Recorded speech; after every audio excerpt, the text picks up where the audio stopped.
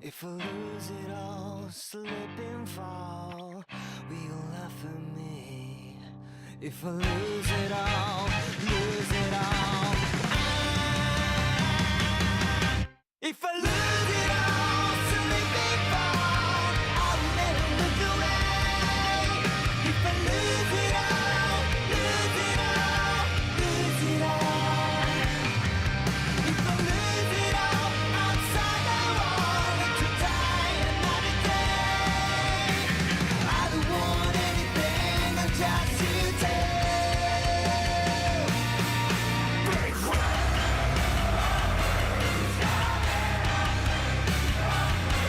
coming from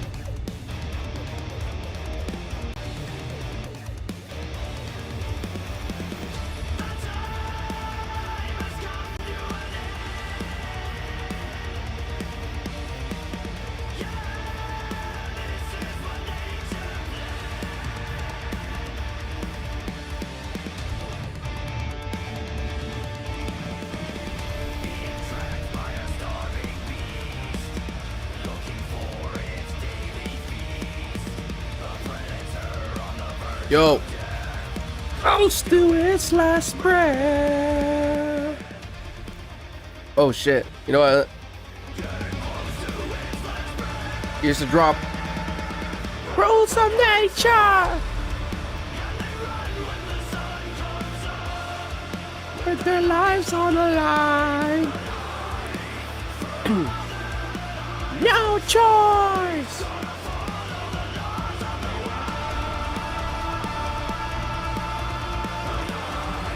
With your lives on the line.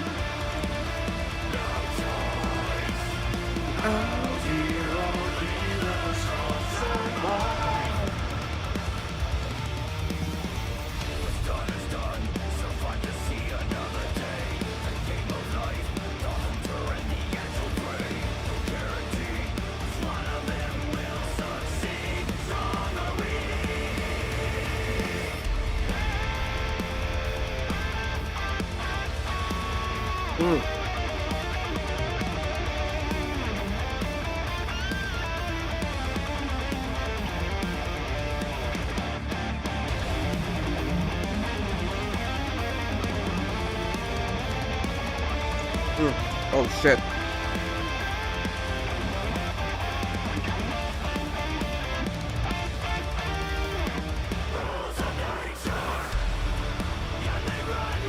Sun comes up with your lines on a line.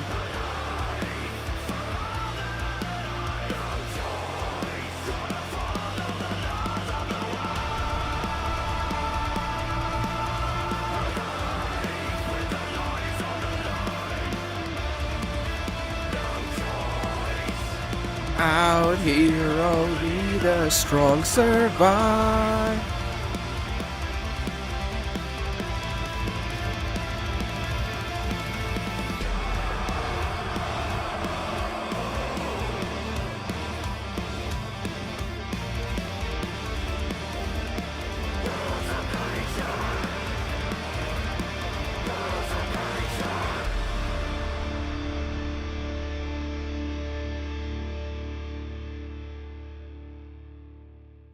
Sheesh. Alright, that was a banger. Oh shit. Yo, King. What up? Yo, long time no see, King. Holy frick. Alright. Alright, oh shit. Let me do my stuff here. Yo. There you go. Bang. Yo, yo, yo. Welcome to the stream. I hope you have a wonderful morning, afternoon, evening, wherever you are in the world. Happy Fridays. And what better way to... Do you have, no, I don't have No Man's Sky. Yeah, it's kind of sad, but yeah. Don't have... I don't know, like a long time ago I did want to try No Man's Sky, but it was like back then it was like a buggy mess, and ever since like I haven't even like thought about playing No Man's Sky. But probably recently, like I heard a lot of good things about No Man's Sky. Like they fixed the game and a lot of people are having fun playing No Man's Sky, but probably. But holy shit. Yo. Oh my gosh. Heck yeah.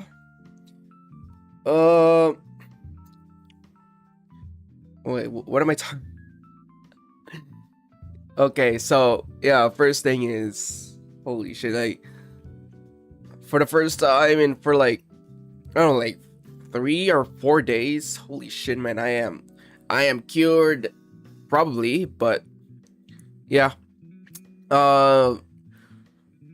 Because like for the past like couple of days I've been really sick, and probably like I was like a little bit like having difficulties talking because like my entire like like most of my airways have been blocked by freaking snot and some mucus. I don't know what it called, but yeah, I'm yeah, like I was kind of sick for for the past couple of days, and yeah, it was not pleasant, but like hopefully right now, like I've been like taking a lot of rest, taking some meds, and hopefully hopefully like my voice doesn't like make it clear that I am still sick, but sheesh. Me and Thera played together the day before his second vacay. Okay. Right, that's nice. That's nice. Playing with Theria. Okay. Um right, for holy shit. Kind of like lost in a loop since, I haven't really done much lately, like for the past couple of days, because I was like focusing on like getting better. And man, like it was not very like productive ever. But hopefully like today, like for today's stream, I might as well chill. Probably talk about like a lot of topics because yeah, anyway, back to Reaction Friday. Yeah. Okay. Wait. I don't think like you were there, the king.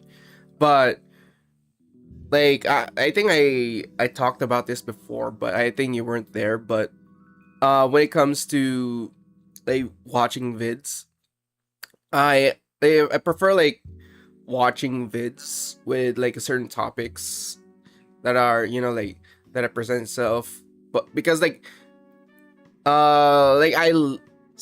like videos where it could it could be like information, it could be like drama and stuff, because I like talking about some things. But yeah, but that doesn't mean that I would stop like watching other videos, like fun videos. It could be like memes, it could be like other shit, but I do want to like talk about a lot of stuff as well, because yeah, I tend to record stuff and probably post it on the other channel.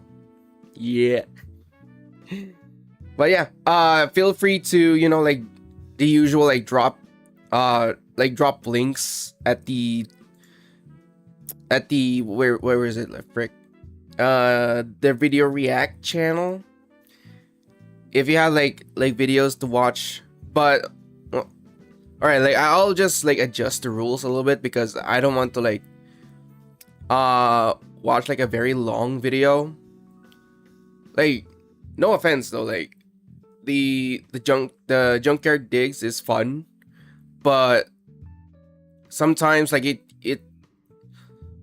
stretches out a little bit too much, and yeah, eventually like kind of like it's kind of taking too long, and might as well like move on to another video. But yeah, like that doesn't mean like I don't like junkyard digs, but it's like it's taking too long.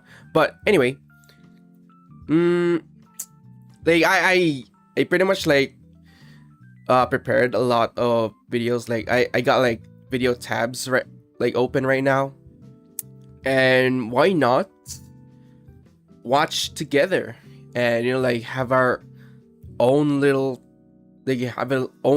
reaction together. And you know what, probably like wait, holy shit, like I am just going around in circles. But anyway, like I just Okay, so it seems I recently frick. Oops, I fucked up. Holy frick, I fricked up. But anyway, yeah, you know what, let's just go ahead and just prepare to watch some videos, because I am just ready to get chillin'.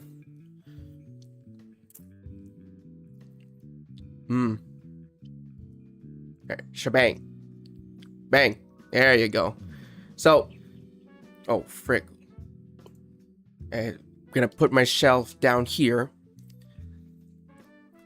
Yeah, like as I said before, like feel free to put links in the video react channel on Discord, because if there's like a video linked in that channel, like we can do like a lot of like back and forth. Like we can like first watch the videos that I prepared, and then if there's like a request, we can do, you can watch that, and after that we're just gonna go like back and forth, and yeah, like overall like having fun. But right now, yeah, right now like I opened up my my other channel, which is, oh my gosh, man, like no kidding, this channel, like the Axel Mod Plus channel, is getting a lot of traction lately. Like I'm almost I think I'm going towards like 100 subs on this channel, which is kind of nice. I know it's kind of nice. Like I put like a lot of effort into this channel, but hopefully like probably in the near future we can actually make it grow even more. Heck yeah. But yeah, let's start. Wanna talk about this one? Ooh, no. For the first one, I won't like record this because it's pretty much like a chill thing that's happening right now. Oh frick. Yeah, it's Chibi Doki. So we're just gonna watch it right now. Okay, so it seems that recently Chibidoki has been getting harassed for one of the most interesting reasons ever, and she's actually come out and talked about it after a fan had kind of brought stuff to her attention, right? And it's a pretty interesting one because essentially I saw this post which was someone saying, I didn't want to have to make this post, but I got worried after seeing this person show up in other people's art posts just to leave negative comments. I don't have much of a reach, but if anyone in Chibi's community sees this person commenting on your tweets or artwork, please just ignore and block them. They're clearly dealing with some personal issues and shouldn't be online in their current state. Please don't let their mean comments get to you. So yeah. You know what, like sometimes, especially for every community ever, there's always gonna be like pretenders, larpers, and there's always gonna be like wolf in sheep's clothing, you know, like they would be wholesome, innocent when joining up with the community, but then again, as time goes on, they will just like turn coats and become like the villain within the community, which is kind of cringe. But I don't know, like there's some other people as well, like they will tell you that they're a fan of this VTuber and this and that, and overall just being a mean person. Obviously they link an account which obviously has been apparently going after people, and also Chibidoki actually did respond to this saying, please don't harass, but please block and report this person. So yeah, obviously just saying to block them, ignore them, and then just report them, because it's very clear that they are harassing her and also some of Chibi's fans as well, that are creating art and things of her. And obviously as well, they say also this account too, which is a different one, saying, normally I'm not the one for callouts, but they're harassing community members and threatening them, so please report a few times and block. Again, don't harass. So yeah, obviously they're just saying report them, block them, and just move on, right? Because again, it is too much to, you know, harass them and whatever like that, because again, they are the ones that are doing the harassing right now. And but then again though, like think about like the content. I don't know, like this is Chibi we're talking about, so like the best course of action is just block and move on, because like this is not like the image of Chibi, or like her way of dealing with haters or just trolls whatsoever. So Yeah, best course of action. See, she says that, you know, I think the biggest part for Chibi is the fact that they're going after the community members, but they are also going after Chibidoki directly as well. But essentially, she also follows up by saying, this person is very mad at me because I play Power World and they hate the game. So like any normal person, they've been stalking community members and leaving mean comments / threats, which is absolutely insane, right? And obviously, what exactly... Wait. So you're telling me like this... There's this guy just hates you because you play a game. Alright, off to a good start. Okay. Like, I thought it was some sort of like regular type shit where, you know, like just being a hater because of the VTuber or the community itself. But no. They hate Chibi just her playing Pal World. Like, what's next? Like Chibi was gonna play like Hogwarts Legacy, and like a lot of people hate Hogwarts Legacy and just, you know, they start going on a witch hunt. Are these messages and things? Well, here are some of them. Obviously, this is one of a artwork that they did for Chibidoki. It says, looks horrible. She's the worst VTuber of all time. Which obviously, yeah, lots of people say. Generally, I mean, I'm not gonna say that one. Like, okay, little bro, keep crying, grow man. Which, yeah, obviously a lot of people just be like, okay, bro, like, who cares? Like, honestly, again, you know, the whole point of Chibi's model as well is to kind of look a little bit cursed, right? So yeah, I mean, whatever. Again, the same person. Again, this is like a clip from Chibidoki saying, lol, this threw me off. It says, Chibi is so garbage, it's pathetic. Which obviously, yeah, lots of people say, oh, hey, you must be the gay blank guy. Finally, I get to meet you. How are you doing today? What the heck? Said, but no one agree. Which, again, I think everybody has just kind of found out about this person now to the point where they just don't take anything like they say seriously, which I think is probably one of the best kind of ways to do it, because, again, many VTubers get harassers like this, and many VTuber community members get people who harass. All right. Like, here's the thing. Like, not only VTubers, there's always going to be anyone, streamers, content creators, YouTubers.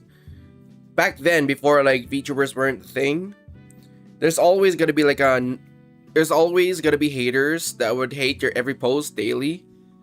And all I can say is that they're pretty dedicated, you know. Even if that they hate you, they hate your guts, they hate your content, they hate how you talk, they hate how you play. They just hate everything, right? But then again, though, the dedication to like your haters that will stick on stream, like they will just watch you on stream and just look for like tidbits, and if they find something wrong or find something that could use as ammo for their next Twitter post, they will just clip it and then they will just post it on Twitter, and just to garner up some likes or probably some hate comments as well. It's the same shit like back then and until now, but this time, like with VTubers, instead of like making fun of their looks, they just doing it. They will just do it outright without having any like further discussion, like further information. They'll just hate you just to hate you, you know, like just to hate you, just to hate farm.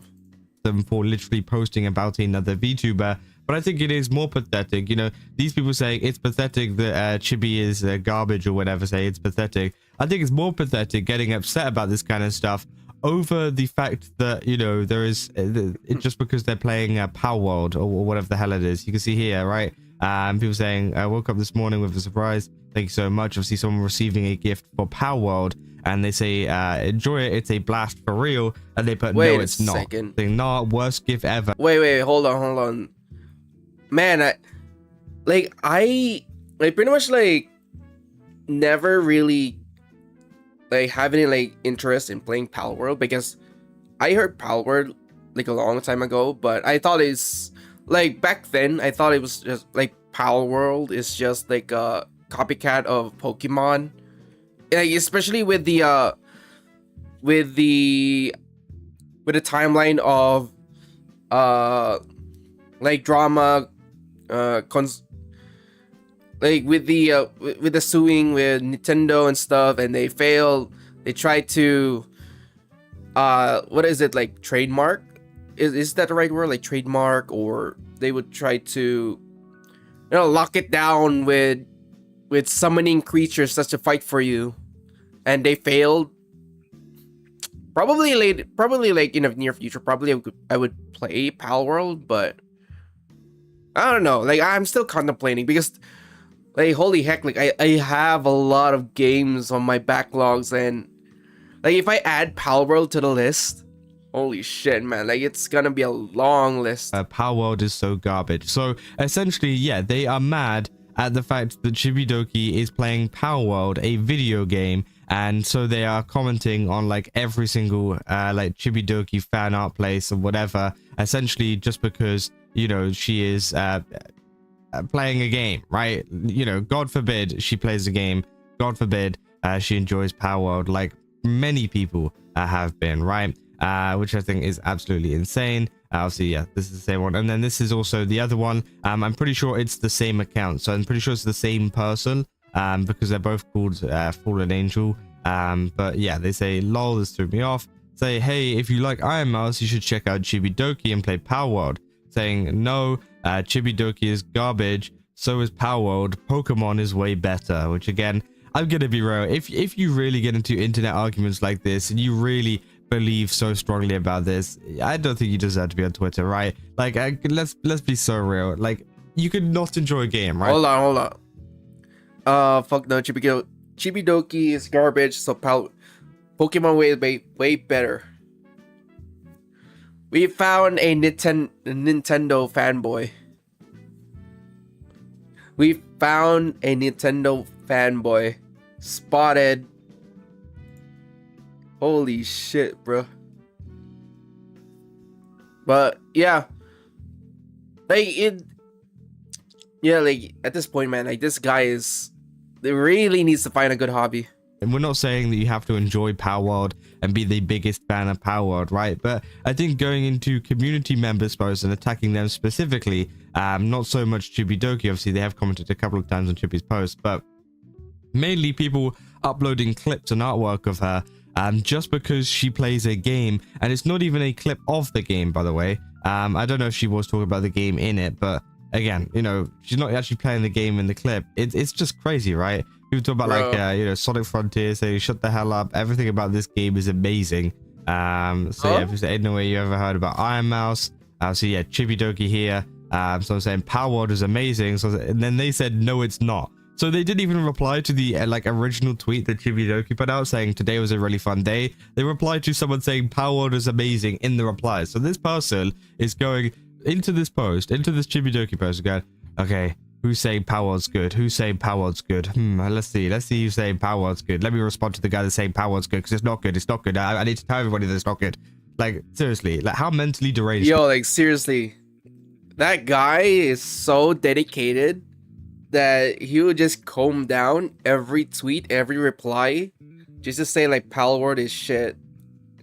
How dedicated are you? Like, do you have like other shit to do besides be clinically online and stay on Twitter? Surely there's gotta be like other things that needs to be done. Like, you know, probably go and get a job, or just help around with the community, or probably help with like your parents, instead of like staying on Twitter and just be a douchebag on someone else's community. You have to be to go onto the internet and just do this, right? Like it's so stupid. Just honestly, get a hobby, right? Play those other games you think are so much better, right? Like Pokemon or whatever you said was better. Go and play those. Don't go and harass people over playing another game, and just kind of enjoy, you know, what you're playing, right? As I said, you know, people don't like games. People like games more than other games, right? That's totally okay. And that's why there are so many niches on the internet for communities of people that like different games, right? Because not everybody likes Power World, of course. And I don't think this person clearly doesn't like Power World. So instead of devoting all your time and energy to playing that game, or not to playing that game, to shitting on that game, why not go and play something else, right? And use that kind of, you know, time and effort to do that, right? Of course, again, here's another like Chibidoki clip. I don't know what this one is. Better than Pokemon. It doesn't copy Pokemon. It's There you go. original. It's everything Pokemon wish it could be. Clip this and send it to him. Power World is the best game I've ever played. It is original. Pokemon is going underpowered. It's awesome. It's obliterating it. I love it. It's better than Pokemon. I don't know. I don't know if shit. that's supposed to be a clip that's directed at him, because obviously she says clip it and send it to him. Maybe it's supposed to be directed towards someone else. But if it is directed towards, But then again though, like Chibi saying this, like she's taking a piss at this fallen angel dude right here. Like she is taking a piss at this guy. Like this fallen angel is just having a meltdown because Chibi just said it verbatim, word for word. that's quite funny. Holy fuck. Saying, and you say, yeah, Power World is original. You don't fuck. Pokemon came before Power Trash. Pokemon is way better than Power Trash. Bro, like seriously. Either this person is like 12 years old or they are like just mentally ill, right? Power World is awesome. No, it's not, bro. I mean, like this, is this even a reply? Oh, it is a reply. Okay, it is. But I was about to say, like this is an 8 like post and they had to go and reply to that one because they dare say that Power World is a good game, right? Say, I hate taking time off of streaming. That nobody cares. You're an embarrassment, right? Obviously, that's them talking to her directly. And all of this because they don't like the fact that she's playing Power World. Say, I'll be live on Tuesday. No one cares. You suck. Holy you suck shit. What? Okay. So she's so disgustingly cringe, it's hideous, right? The most cringiest VTuber of all time. So yeah, it's interesting, right? Obviously, you know, they keep on just commenting on pretty much every single Chibi Doki post or literally every single Chibi Doki fan post. Yo, you know what it reminds me of? All right, like here's the secret, or here's like a thing that I've been like keeping for so long. Or probably not long, like probably it regards to this channel that I created recently, which is the Aximal Plus channel. I stopped reading comments ever since like probably like weeks ago, because you know, like there's always gonna be drawbacks on when you're gonna make a video talking about this and that topic, or any specific topic that could bring a lot of fire or bring a lot of like people that are pretty much rude. Instead of like focusing on the topic at hand that I talk, they will just go out of their way and just say like the stupidest shit of like how I talk or how my voice sounds or what my accent is. You know, like I pretty much like stop reading comments on every time like I post a video. Like sometimes like there's videos that I post that blew off. Like we're talking about like thousands of views, and like I just don't read comments anymore, because here's the thing.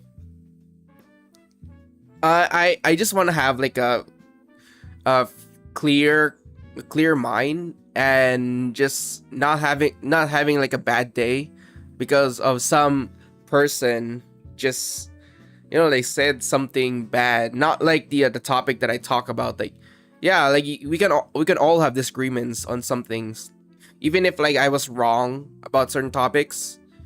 You just can't stop people just, you know, like being mean of like how you talk or how you pronounce things, or I don't know about like that stuff, you know. But yeah, after that, like I am just happy, man. Like I am just happy. I am just, you know, like do a lot of stuff. Like I am motivated. Holy. Fan art, clips, anything. They'll go into the replies of the post and reply to people with like 1 like on their post of them saying Power World is good. And it just goes to show, like, maybe just get some better internet kind of literacy, right? You know, people will find this, you know, people will look this up, and the consequences will come back to you one day for doing this kind of stuff, right? As I said, just enjoy the games you like. You don't have to like Power World. You don't have to like any other game, right? But maybe let's not go into every single Chibidoki post and every single Chibidoki fan post and, you know, harass them over it. And, you know, I'm glad that Chibi has spoken out about it and kind of talked about it, because again, obviously, it will prevent people from actually getting, actually hurt by them, or worried about stuff that's going on with them, right? But yeah, that's essentially all there is for this video. If you guys did enjoy it, don't forget to leave a like and subscribe. Also, go to GameStop. All right, I'll just give it like a shit, man. It's kind of tough that you have. I don't know, like it's kind of tough that you have like haters, but then again, though, like you got dedicated haters. Instead, like you got fans, you got people that likes or loves you for who you are or what you make or what's your personality. But also, there's always gotta be dedicated haters that would hate watch, that would say mean things, and overall just be a douchebag to you and to your community. But overall, it's pretty much normal to have like haters, but where there's always gonna be a line where like saying mean things and to actual threats, if your haters start to like spout some threats at you, they cross the line and they deserve to get blocked or banned, probably both. Yeah, if they threaten you, block and ban, and probably report, because that is not allowed, because that is just unhinged shit. Okay. All right, let's move on. Oh shit. Oh my gosh. All right, here's another good one by Rev. Oh my god, like I think I saw a glimpse of this drama, but you know what? Might as well make a video about this. All right, so anyone who is like who is commenting or who is just like chatting right now, you'll have the chance to be a part of a video. Heck yeah. Like here's your like 5 seconds of a limelight. Like you'll be featured. Anyway, let's start recording in 3, 2, 1. Hassan Orbiter destroyed by Asmongold's girlfriend after insulting Asmongold's hideous appearance. Yep. Like, it's kind of crazy that a lot of people are just hearing about this, but yeah, let's check it out. Let's get it. Hey, what's up, guys? Ruff here. Oh shit. So as I keep saying with these related situations, it's a massive day for the unemployed. Right now we're going to be talking about Asmongold. All right.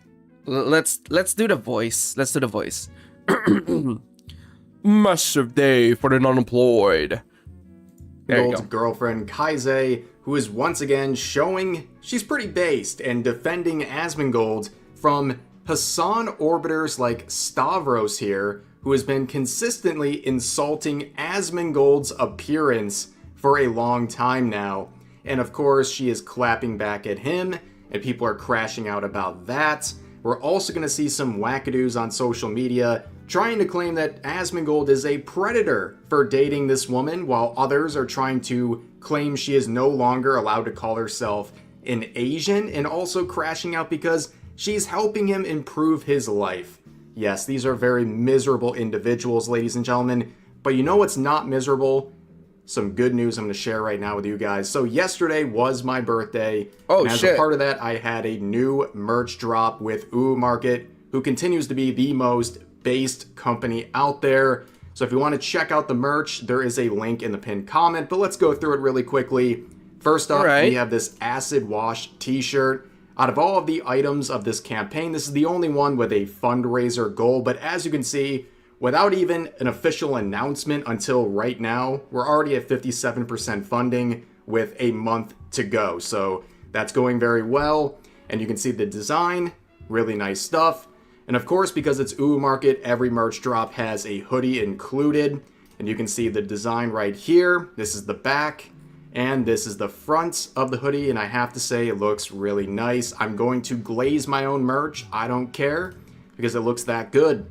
We also have a hat available here that's pretty self-explanatory. And also a fan favorite, a new mouse pad, which includes a lighting option if you want that. Here is the design of that mouse pad. And last but not least, we have two more affordable options with these jet tags here. You can see the designs again. Very nice stuff. I know you guys appreciate the jet tags. And also, again, because it's UO Market, they love their standees as well. That is another option for you guys to check out. So again, I'll put a link to this campaign in the pinned comment if you want to check it out. Yeah, I would greatly appreciate Chad, I any bought support 10. on this campaign because it always Pog. fuels future campaigns as well. But let's get into the content for today's video. Again, we're talking about Asmongold's girlfriend Kaise, who has been really thrown into the furnace because of, well, dating Asmongold. That comes with a lot of attention and negativity by itself. And when she posts anything about them being together, people are crashing out, as we've seen in previous videos. But she is clapping back. Holy shit. Alright. All I could say that Asmon is on his glow up phase where, you know what? Like, he's actually fixing, like, he's actually like doing the things that shouldn't be done for a long time ago. Like actually cleaning up, taking a shower, or probably just, you know, fixing his life. You know, I'm proud of the boy. And she's handling herself very well. When people say she's dating a Nazi, she asks what that even means. And then when people say it's not a gotcha, he's a terrible person, and she says it for sure gotcha mad. And as the days have gone on, she has continued to post more rounds of selfies with Asmongold, which has only led to more people seething, primarily fueled by jealousy, racism, and just pure seething because they're clearly very miserable individuals, including individuals like Mike from PA, a Hassan Holy Orbiter, shit. who said this is just guerrilla marketing for OF. It's not an actual relationship, LMAO. Come on, guys. Wait, hold up. Marketing, guerrilla marketing for OnlyFans. Yo. Is OnlyFans still relevant these days? Because we got Fansly now. And I heard like everyone's talking about like OnlyFans not being profitable anymore. Like if I'm talking about like not getting the usual money or the usual influx of money versus like back then versus right now, because the story is that the owner or CEO of OnlyFans just passed away, and right now like there's probably like a court dispute of whoever is gonna take over OnlyFans. But from there, OnlyFans getting, you know, like going downhill. And you know what, like Fansly's being like on the rise right now, so probably like Fansly's being the replacement of OnlyFans. But I don't know. So Mike from PA is totally not mad right now. Asmongold has a woman in his life, and he literally cannot accept it as reality. He is trying to say it's all transactional and fake, which is very ironic coming from this guy who lost a fight with a couch, who also tried to go after a girl from this same line of work, but of course, fumbled. Shit. Because Bad Bunny, you know, the girl from this infamous Mike from PA clip, also has an OF, but he, well, let's just see his game. All right, rate his game, chat. Rate his game. I'm getting your attention. This guy's mocking Asmongold. You're going to see a very common thread of guys like this mocking Asmongold for X, Y, and Z. But of course, they're not done. Today we're going to be looking at some new examples, including individuals who are trying to demonize Asmongold for dating this woman because she's problematic by existing, apparently. So there was some discussion here about, you know, people being so mad at Asmongold, suddenly calling every woman ugly, but you have users like this saying she makes her face look like a child's. No wonder you right effers love her. We don't care how much she exploits Asmongold fame for OF. she'll end up breaking up with him in 2 to 3 weeks when she has enough money from you gullible, low IQ grifters. Stay mad, honey. Anyway, Wait, hold up. She makes her face look like a child's. Bro doesn't know what a typical Asian, like an Asian woman looks like. They never seen an Asian woman.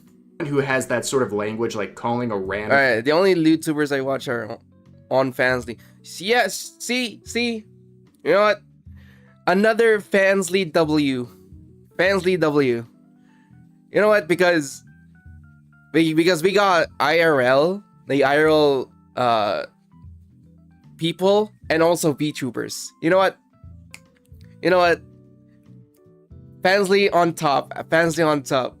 Only fans in the gutter.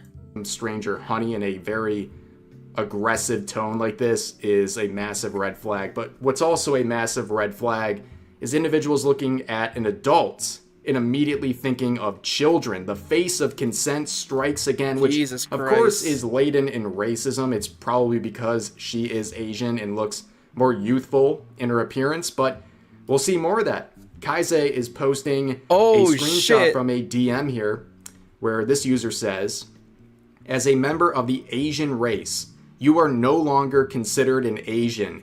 You may consider yourself as a yellow person from now on.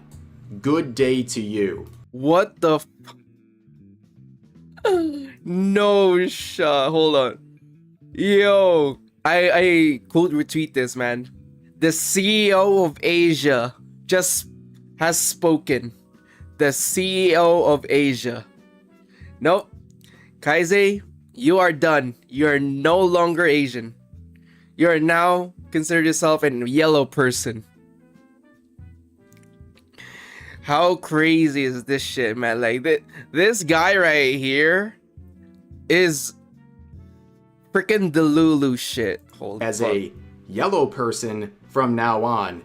Good day to you. And as pointed out in the replies, it is crazy how racist these progressive people get when you're not on their side. And you can see another quote saying, no way they pull the if you don't vote No. for me, then you ain't black from Biden. And that's real. A real No, what the American fuck? politics moment right here when Joe Biden said, if you don't vote for him, then you ain't black. But of course, you can see the deflections from other users saying, funny how it's the whites, anyone who spells white like this is terminally online, whites, MAGAs, and incels defending this in the replies. What do you mean? The people pointing out how racist this is? It's like you can't even get your narrative right about who's the bigot and who's not the bigot in these situations. But here's another post that's getting a lot of attention, where you can see Asmongold reveals his streamer girlfriend Kaize gave him a list of demands including showering more and cutting his hair shorter. She wants me to clean up the house. She said it's contaminated. Now this should be a moment where people are happy, right? Everyone's been so mad at Asmongold telling you Yo, like, to be honest, to be completely honest, Kaize is trying to fix Asmon's habits for years now. It's working. It's working, actually. It's working. to take a shower, clean up his house. And then when he finds a woman who's encouraging him to do those things, they're seething about it. And, he's a simp. The guy found someone worth simping for, and she's already improving his life. I mean, that's something that's good, right? Right? Not according to Twitter. So this user says, imagine finally graduating from spy school in China only to find out your first assignment is dating a man known as the Roach Lord. And you can see how Nah, no way. This is some spy. What is it? Like spy family type shit. So basically, like Kaize is being a secret agent, pretending to be a loving relationship with Asmon. Holy shit, man! What type of CIA shit is this? Yo, like, is the Roach King has like super secret documents that is hiding on his, I don't know, like basement? Yakuza type shit. Holy fuck, man. Probably like like probably like Asmund has like the covenant or the like the actual Epstein's list under the basement. How turbo viral this would go. 231,000 likes on this tweet, which is clearly based on some racism here. And some people, the woke people, they're a little bit conflicted about this. They're saying, this is pretty racist, but I have so little empathy for anyone who chooses to associate with Asmongold that I'm almost okay with it. No, let's clarify. You're entirely okay with this. You enjoy this. Your side loves to act like racists the second you don't get what you want out of people and they do the wrong thing or they choose relationships with the wrong people, etc., etc. But like, here's the thing. If people keep saying that they're not racist, they're not bigots, they're not like any other types of phobias, I can guarantee you that they are. Like, if they keep repeating that they are not, they are like underneath that facade, that plastic face that they wear every day. If you peel it off, or if they peel it off themselves, because at one point they'll get exposed, and then you will see the true face that they're hiding. Like they will actually start saying like crazy shit if you're not on their side, or if you don't have like the same opinions. So yeah, like it's always gonna be those types of people. And here's that exact narrative on full display. This quote saying, Asian people are always at the crime scene. I'm so tired. I said it in my previous video about Kaise. White people have been acceptable to make fun of on social media, to be racist towards for a very long time. But next on the totem pole of acceptability is Asians, right? Like, people on Twitter feel very emboldened to be blatantly racist against Asian people. It's something we see all the time. Sad, but now we're getting to the true. very interesting part of this video here, the main event, with the Hassan Orbiter Stavros, a true lady killer right here. And he's had a lot to say about Asmongold for a very long time now. And here's an infamous quote from a collab stream with Hassan, where this guy is trying his best at comedy and crashing out over Asmongold's existence. He's fucking disgusting. Whoa. Like, how did this happen? He looks like shit, right? He probably gets no fucking pussy. Asmongold, whatever the fuck his name is. I don't know, man. There's clout. He's got clout. Do girls suck his disgusting? I have no idea, but I don't. Is that what he even likes? What does he do with his fucking? Like, are you serious? You're the one to talk about his appearance of everything. I don't think I need to say more. I don't need to say more. Fuck. Okay, like, literally fat people's opinion don't matter, so this is absolutely ridiculous. I don't even know who that is. Literally never seen him in my life. Yeah, the crazy thing is people, I don't know. I mean, okay, like, he talks about not showering a lot. Like, people have this crazy assumption that he smells like absolute shit. I've smelled way worse from people that actually shower. Like, he genuinely doesn't smell like anything. Like, maybe he smells old, like, because it just smells like an old house, but, like, it's not, like, he really doesn't smell like anything. With the amount of shameless gassing. Hold on. Holy shit. Bro, holy fuck. Kaise blew off.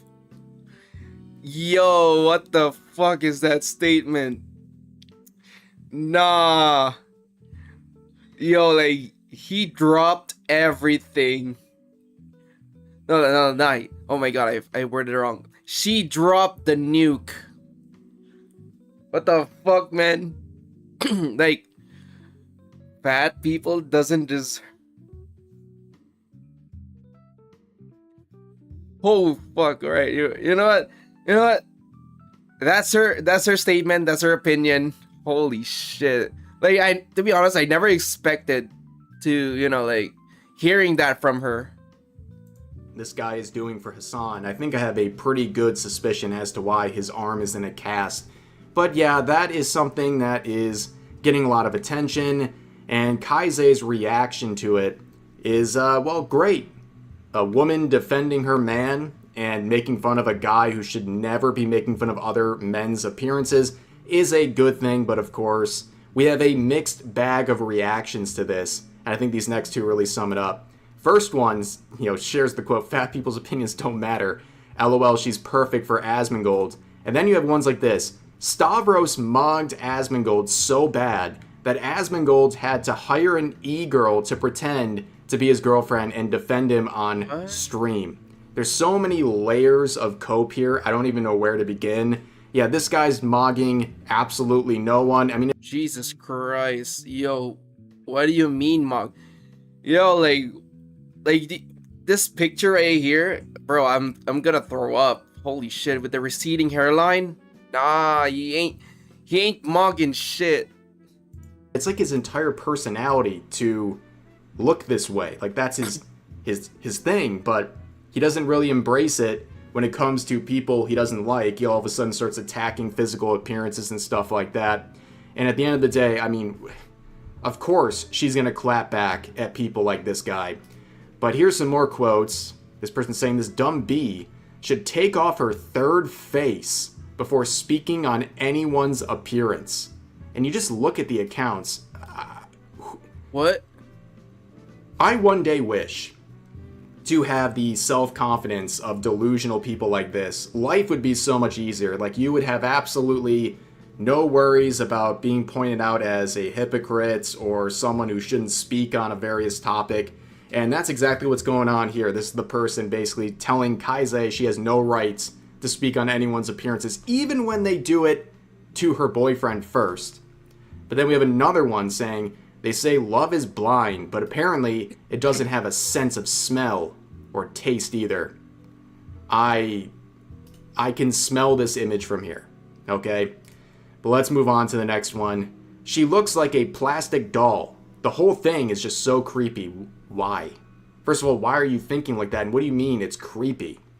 I think I know the reason. I think this is because they believe that because she's Asian and she looks more youthful, that there's something predatory going on here. I mean, other quotes from this video have already gone after that narrative, but it's very, very strange to see the hostility here.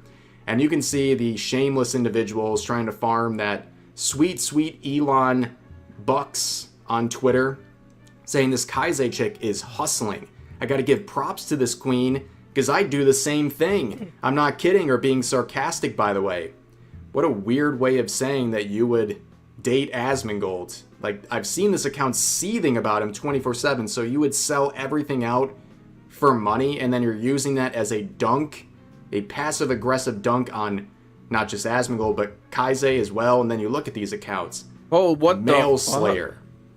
Anti-capitalist misandrist. What Amazing the stuff. Yo. Alright, to be clear, or I don't know, like, here's my perspective of things. Yo, like, a lot of OF women are just jealous that they couldn't bag the infamous Roach King. They never gonna bag him ever again, because you know what? Kaise got him first. Kaise bagged the unicorns of unicorns. Bagged the unobtainable, the unconquerable. And they are just jealous. Here's another quote saying, I think we found the biggest pick-me in the world of pick-me's. See, this is the problem with individuals like this. They don't realize when they call someone a pick-me, it doesn't really work when they've been picked. Like, she's been picked. She's with Asmongold. She's been picked. This doesn't work anymore, okay? But they don't have any real insults. They're resorting to petty insults, going after people's physical appearances, and of course, racism as well. And just like the previous account, we have a socialist or communist or anarchist or liberal, depends on the day. And I'm noticing this pattern continuing. The people who are seething about them so much, the majority of them are self-described. Holy shit, like, what is happening? Yo, like, what is happening with everyone?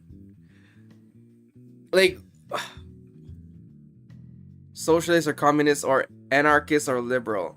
All right, like I'm good with liberal because you know what, like everyone's have their beliefs and I approve of that. Like everyone should have like different opinions because if you don't have different opinions, that's not how you run a democracy or that's not how you run a country. Because if you're just gonna be stuck in a echo chamber where everyone's gonna have like the same takes or same opinions, that's not how you run a country. That's not how you run a democracy.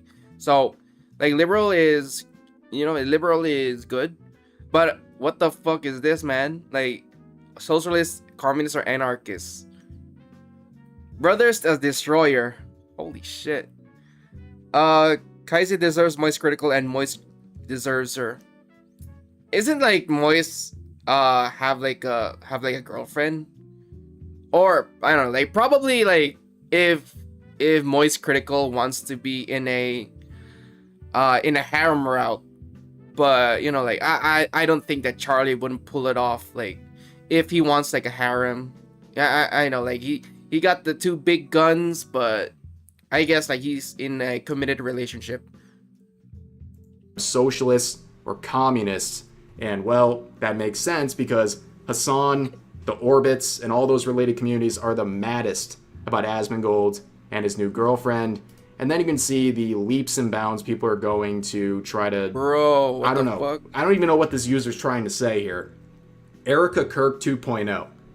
What does Erica Kirk have to do with this entire situation? What is the parallel here? I'm not understanding. I'm not terminally online enough.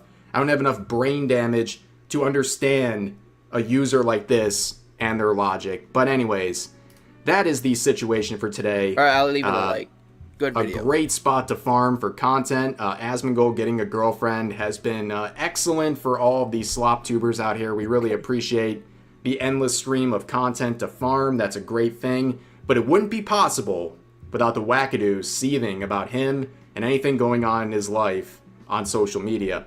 But anyways, that's going to do for this video. If you enjoyed, please consider giving the video a like. Consider subscribing and turning on notifications for daily uploads as well as multiple streams every week live here on YouTube. But overall, hope you guys enjoyed the video, and I'll see you next time. Yeah, great video. Thanks for the video.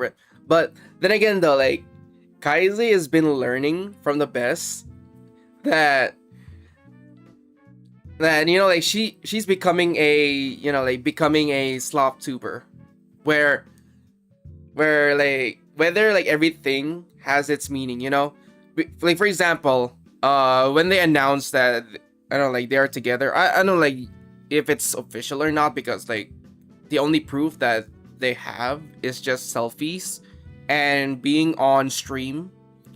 But yo, like Kaiser's been working like around the clock just farming these fools.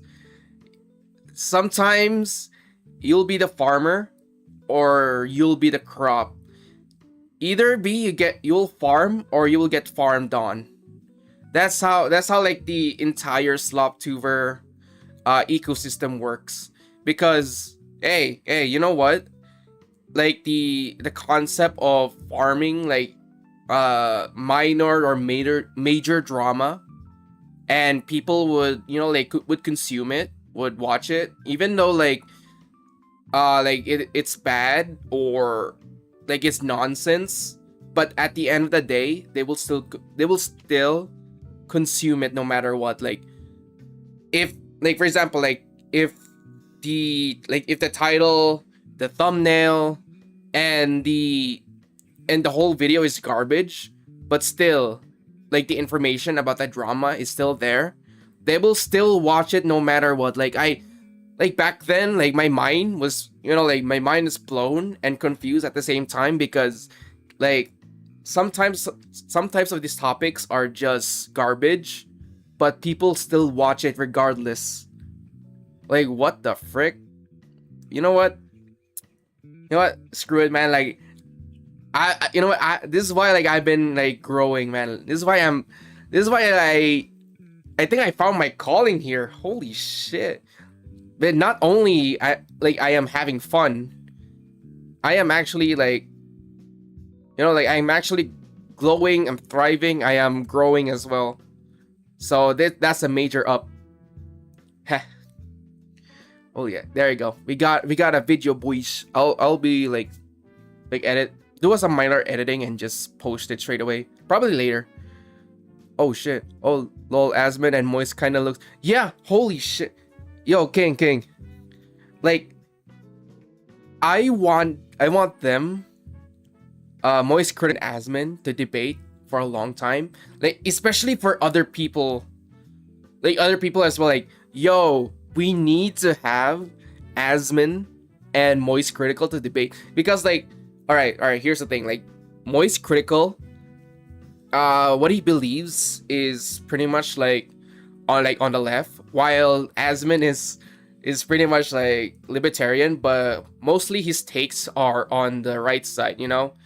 And yo, like, everyone is just like saying that Asmund and Moist Critical look like Jesus, you know? Like, they both look like Jesus Christ, but on the different side of the aisle.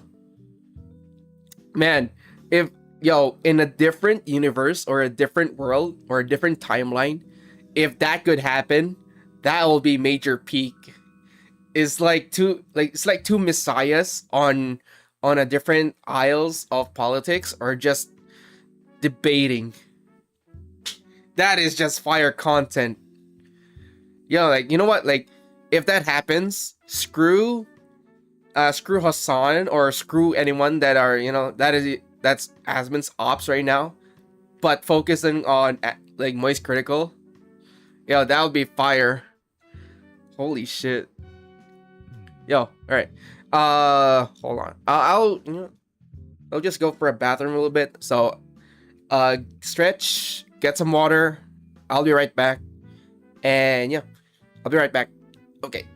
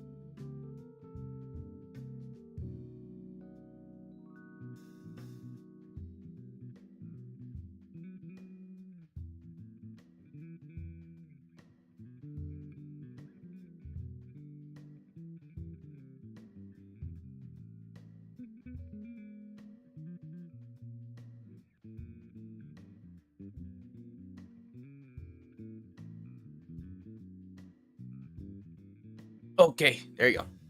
I'm back. Actually, I think Moist and Asmund are friends. Yeah, like, more like acquaintances, because like they don't have beef with each other. Like, they don't have like major drama. Sometimes like they do like have disagreements with their takes, but overall, like, they're pretty much like acquaintance, where, like, they will just go in their directions, and not like have a personal vendetta or personal beef against them. So they just respect each other. Oh shit. Yo, I was fast. But yeah, let's move on to another video. Probably a good topic. Oh, it's Giga. Holy shit. I forgot about this.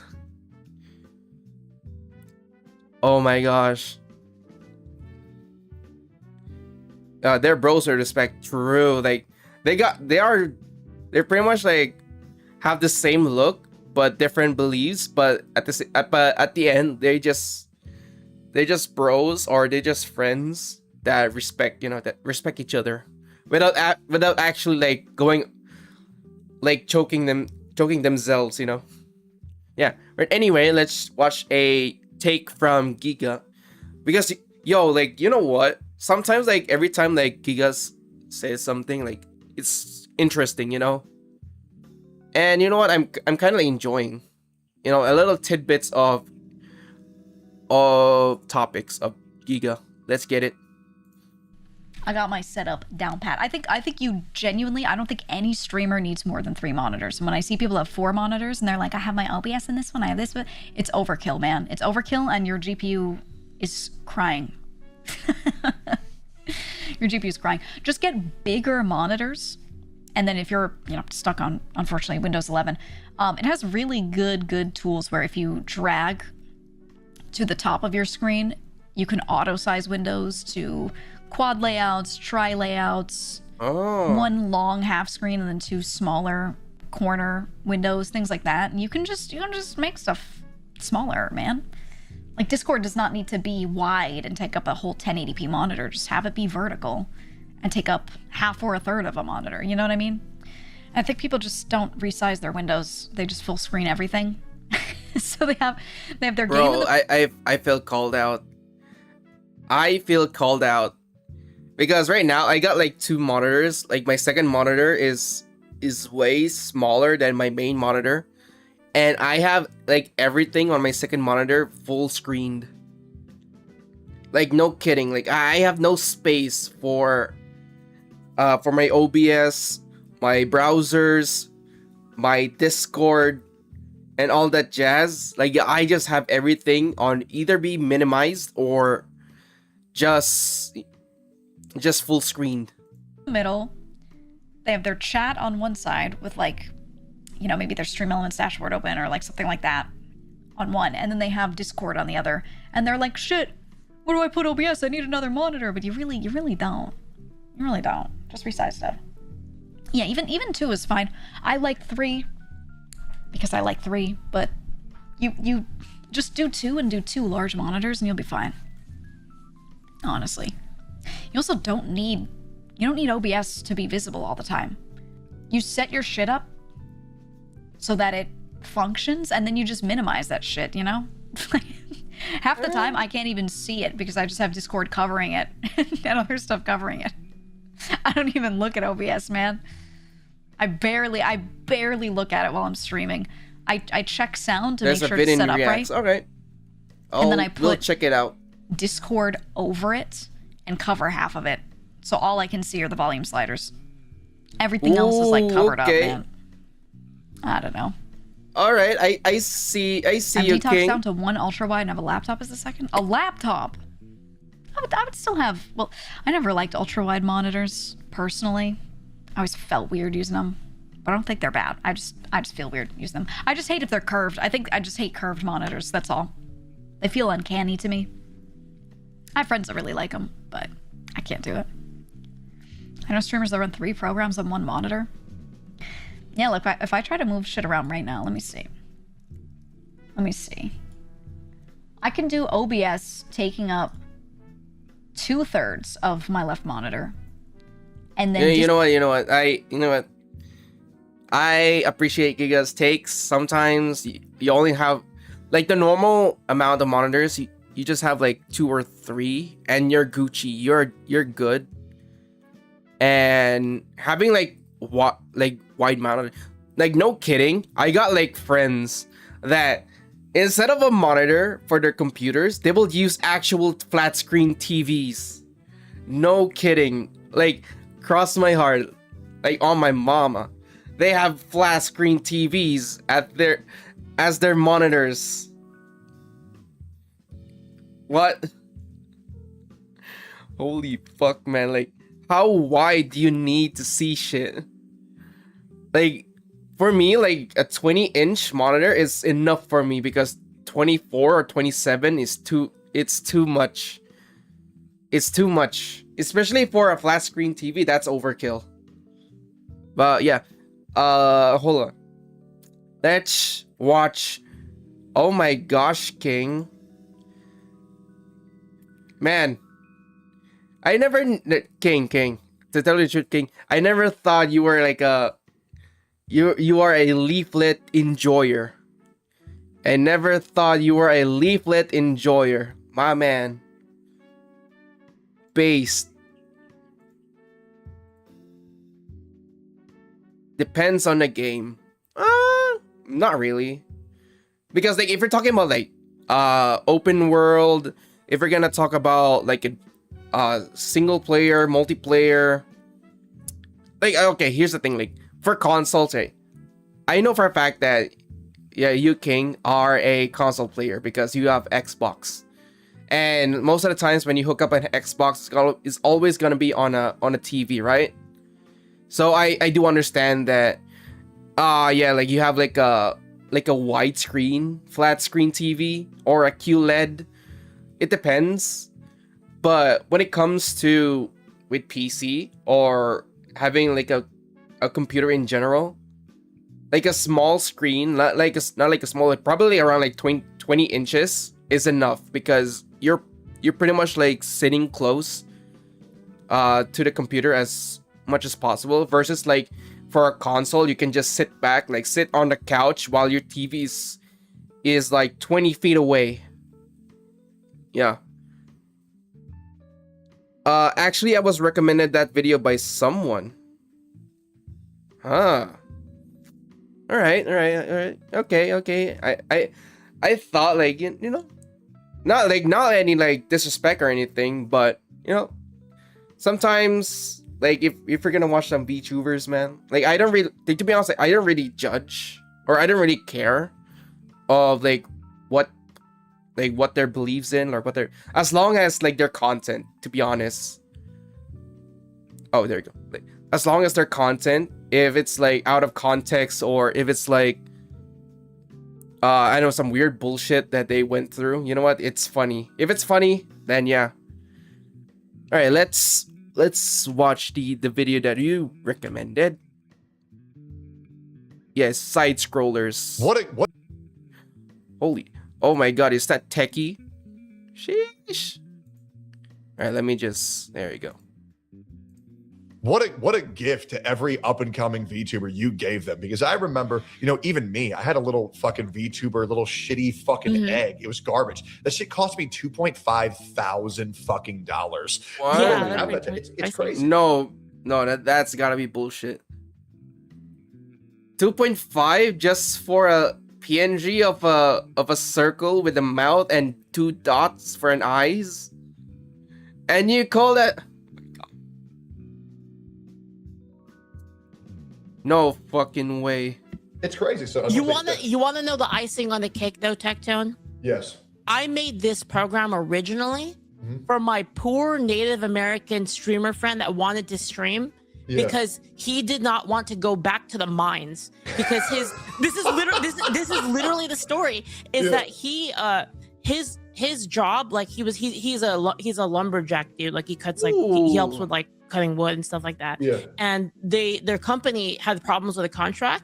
So he was like, I might have to go back to the mines. I was like, what, the mines? And he's like, yeah, like literally. And so I was like, you know, a bunch of our friends kind of recommended he started streaming and stuff like that. And he's doing pretty well. Like, honestly, like he's already broken like 2 digits, which is like, that's pretty crazy. No, that's a very big barrier. That's a very big barrier to break. Very big, yeah. And so the funny thing is we made this program for him because his computer couldn't handle like the big, like, you know, reactives and all that stuff, like GIFs. So we're like, how can we optimize this and make this better? So Yo, that reminds me, or I don't know.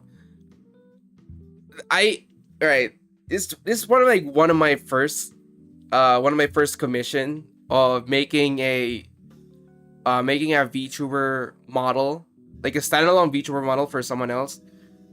For I don't know, like recently I just finished it. I pretty much like shipped it to one of my friends, but then again though, like his PC cannot handle VTube Studio or cannot handle running a VTuber model. But you know what? I gave him the model anyway, and probably for future reasons where probably in the near future where he could afford buying a new rig, and instead of like wasting another fortune for commissioning a VTuber model, he already got one. And you know what? I am proud of that. And in the meantime, like, he could just stay using a PNG, because PNG is still good. Like, PNG is still good, especially like if you're on a tight budget when it comes to VTubing. A PNG is good. So they want to take it away from a poor Native American guy. They want to take away his land again. It's these fucking riggers, dude. These fucking riggers want to charge so much fucking money for their VTube out. It's ridiculous. I hate these dirty fucking riggers, dude. It's disgusting. It's disgusting behavior. Fucking Tectone, man. What the that was out of nowhere. Was good, my. Well, I'll tell you what. Between that and the new Tom Cruise movie, we're gonna have all sorts of things to. Have you guys seen the title of the new Tom Cruise movie? I did. I was really thinking of something else. I was like, Well, I'll tell you what, Leaf. Let's talk about this for a little bit, because before we get into hard news and all this stuff, you have pissed off all the right people, and it's hilarious. As Tech says, you broke down the barrier of entry, and it started with this post just a couple days ago. You said, I'm making a program that is a bridge between... Oh, here we go. Let me pull this up real quick. I'll tell you, you just, in your own words, you tell us exactly what you've done here. Yeah, I mean, the funny thing is it's not even like a replacement for live TV, which is funny. Like, it's not even that far, and they're so mad over it, right? It's literally just like PNG tubing plus. It's basically animated, like pre-made animated images with like a little bit of detection for like emotions. So it uses sort of the similar software where it detects like your face, the state of your face, and like if you're smiling, if you're sad, if you're surprised, and that is just mapped to like a state of like a specific animation for that, and all it does is toggle between the two. Really, I'm confused, but why is everyone angry at you? Because it took her gerbs. These clangers, man. That's it. Yeah, it's basically all the VTuber like creators are really upset. Right. Like, here's the context of this. When Leaflet released an alpha version of her software, where you can have like an alternative to if you want like a PNG with animations, you can do that like free of charge, because like she plans to have it free for like indefinitely. And like, I never seen, my timeline blew up by a lot of these like entitled grandstanding elitist god complex of artists just come out of the woodwork and starts on like their crusade against Leaflet, because she made an alternative for new and upcoming VTubers that are, they don't have like a budget. They're at like $0. They don't have like any resources to make. They don't have any skills to draw. Because like, here's the thing. The usual route, or the traditional route of getting started with VTubers is, like, you would commission an artist, or if you don't have any money, you can draw it yourself. You can make some stuff up. Yeah, but there's always gonna be a lot of people that, for one, doesn't know how to draw, and second of all, like, they don't have enough resources or funds to commission a PNG character design, or especially with VTuber models. So with the alternative of Leaflet that just released, the PNG, it still has its limits. Like, the AI that will generate your PNG, it still has limits, and also, like, judging by how it performs, the animation is janky, and the appeal or the aesthetics of the PNG is still tied with the usual AI aesthetics that every time like it will generate an image, it will either be go for like Studio Ghibli aesthetic style or probably like washed style. Like you will definitely see like a generic aesthetic for every AI generated image. And you know what? Like Leaflet releases this software, made the entire V artists mass just they just unmasked themselves.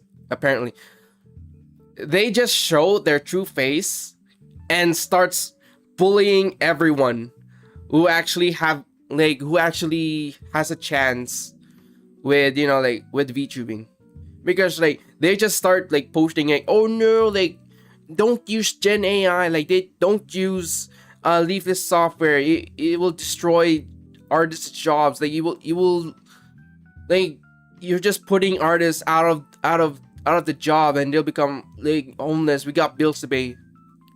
Bro, all right, I'll just make this short. There's gonna be artists, like I will say good artists, they don't give a shit because they already know that their art, they have actual confidence and pride with their artwork, that no matter what the situation is, they're always gonna get commissions, they're always gonna get money, especially from their community and other potential clients, because first of all, you are like proud of what you create, and you would share that creation or probably sell that creation because you actually believe in your skills and your art. Those artists will survive. But when it comes to the bad artists, the bad, unreliable, god complex, grandstanding, elitist, narcissistic, and everything, just bad artists that will just go on Twitter and just complain, and just virtue signaling instead of working on their craft, improving their art, and actually have good relation with their clients, and also not actually ghosting them, not actually delaying the artwork, like actually following the schedule instead of delaying. Yeah, they deserve to get out of the job. Like they would actually sell you mid to low quality art for a high price. That is just stealing at that point. Stealing, thievery. They deserve they deserve everything that they get, like losing their jobs, and after that they would just go to McDonald's and bag me a fries, or put the fries in a bag, flip my burger, and all kinds of that jazz. Holy shit, man. Like they deserve what they get. At it basically. Like, so essentially, there's a lot of these riggers that have a monopoly on who is allowed to be a VTuber based on if they can get the clientele who want to pay them for the VTubers, right? It's a very tenuous process of actually hooking up with one of these, first you got to get a model, then you got to get a rigger, and they have a monopoly on like the who's who. If you get this certain model type, then you're guaranteed to test. Like there was I think it was Oh, hold on. Like, Tecton's actually got a good point. All right. Another thing is that, like, the artists, like, let's focus on like the bad artists. Like, most of them are just bad artists. V artists, especially that they would do commissions on VGen. You know why? Like, I would say like VGen is the freaking mafia, or VGen mafia. Like, I've been repeating this over and over again because here's what I believe in. They actually hold the monopoly of everything VTuber and VTuber art related assets, creation, or just anything VTuber related. They actually hold that monopoly, and within VGen, we got the majority of artists that are entitled, God complex, grandstanding, and all that other bullshit that they have. They will control or they will just dictate whether you are a VTuber or not because you support this, you support that, you have different beliefs, you have different opinions, or especially here's the kicker. Especially if you're gonna use AI assets, because like there's this recent drama that if you give an artist an AI reference of your character design, not only you're gonna get decline, you will that shit will get that shit will get screenshot and posted on Twitter, and then they will just farm it for brownie points or virtual signaling points. Like, oh, look at this customer right here tries to commission me and giving me an AI reference. Bully him, berate him. I hate those types of artists. Not only is it unprofessional, you're just hurting your reputation of actually like getting potential clients down the road, because that's not how you run a business.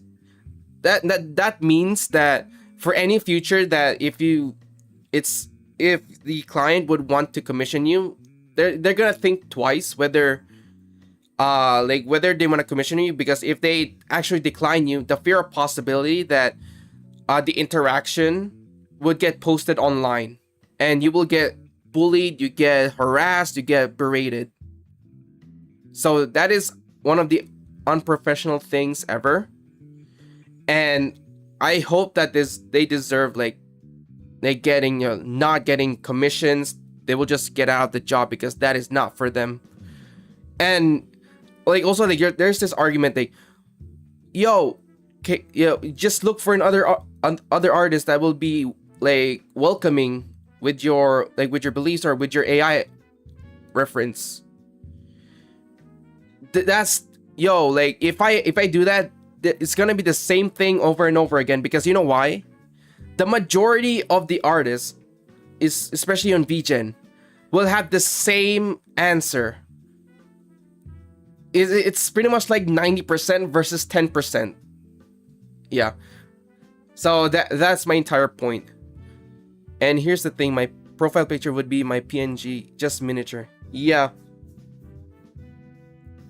So King, if you're gonna make a PNG, you can either make it yourself or have a commission. Hopefully, like if you have someone that you really trust commission your stuff, man, because I don't want you to like be scammed or get your money taken away, because if you're gonna pay a lot of money or probably like for cheap, make sure that the quality of your PNG is good or it is acceptable in your eyes, because I don't want the same thing happen to you for what happened to my friends as well, because one of my friends paid like $1,000 just to get like a shitty VTuber model or a PNG model. I don't want that to happen to you or anybody ever. Nano, who had like a big monopoly on the VTuber sphere by making models for like what was it, Silverveil and Cinder, and I think Shy Lily. I think I could be misquoting that or misremembering that, but this essentially is going to remove a lot of the monopoly that these artists have on the chokehold of breaking into the VTuber sphere, and they're not happy about it because obviously that means less money in their pockets. But that's just my opinion. All right. Yeah, either you're just gonna make it yourself. All right, here's the thing. I believe that you can make it yourself because I seen the way you draw. Like, I seen your artworks, very nice, and keep it up. Yes, you just like make it yourself. All right, I'll be right back.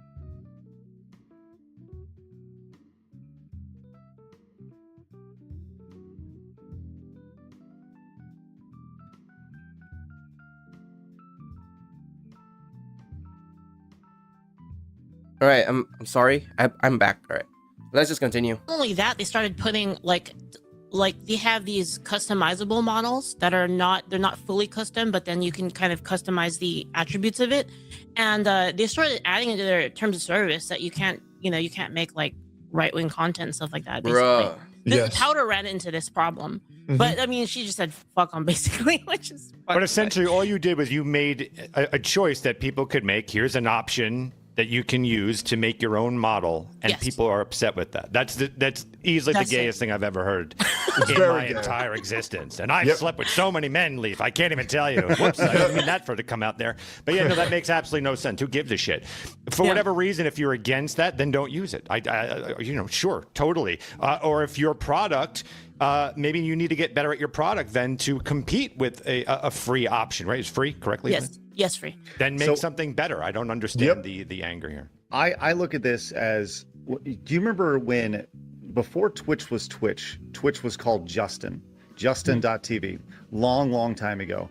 And Justin, to be able to stream, there was a giant barrier of entry to get in. You had to buy equipment, you had to go in, and you had to do a lot of things to be able to actually get to the point of actually streaming. Wait, hold on. The reason why I can't make it myself isn't because I don't want to. It's because I'm stuck using IBS Paint, IBS Paint X non-premium, so I can't do it. Yeah. All right. Here's the thing. Like, here's the I don't know if it sounds bad, but I'm just gonna shoot my shot here. You're gonna have like many options, even if you're gonna start somewhere. You're gonna start somewhere, right? Like, you're gonna start at the very bottom, the foundation of it. You have a lot of choices, even if like you don't have the money to commission a PNG. That's valid. That's fair. And also, like, if you want to make it yourself, but at the same time, like, there's always gotta be like hurdles, right? For example, like, I guess like you can export your drawings into a PNG, and then you can use that model yourself, because sometimes like drawing apps are, like, if you're stuck at free trial mode and you cannot export your drawings as picture formats or PNG format. So yeah, that's a hurdle itself. Also, there's another option. I know this option can be controversial or pretty much bad, but it's still an option nonetheless. You can generate your PNG. I know it's bad. I know it's, like, I know it's insulting, but we're talking about the foundation here. I'm talking about like how you start, because it's not about like how you start is bad. It's also the like, it's how you progress, right? So what am I meaning about this is that, I'll give a little bit of a lore of myself. Before I became a VTuber, I started out using AI to generate my profile picture and my background picture. I said it. I used AI for that, and after that, like, for a couple of years, and a couple of hours of learning art, having the right software to make art, I pretty much evolved from using AI to actual human art. So it's still valid. Like, at the start, you can still use AI, but make sure that in later in the near future, where you have like options to commission or make art yourself, then do it. It's not about like how you start. It's about like it's all about like how you progress and how you finish. Right. It's mostly art size, not export issue. Okay. I mean, if you do want to have like a crisp art, like, like how pixel size is.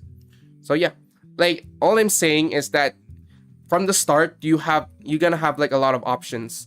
Even if like options are good and bad, it doesn't matter as long as you have a start at something that could represent yourself, or something that you could use, even if like it is human made or is it generative AI. So yeah. All right, let's continue. Then all of a sudden it got a lot easier. Technology got cheaper. It got incorporated into your PlayStation, and it became one of those things where you could start doing it literally immediately. And what happened was more streamers came out, and then what you saw was the cream rose to the top. There was a flood of new talent, and ultimately it came down to, do you have talent or not? And I think that's what people are most scared of here, is anytime there's more competition, the people are going to freak out. And I think that's what they're doing right here. And they're going to say it's unethical. Right. Which you see people like this, the quote tweets of yours is amazing. Anyone saying, wow, this is amazing, needs a history lesson. This is leaflet. Yeah.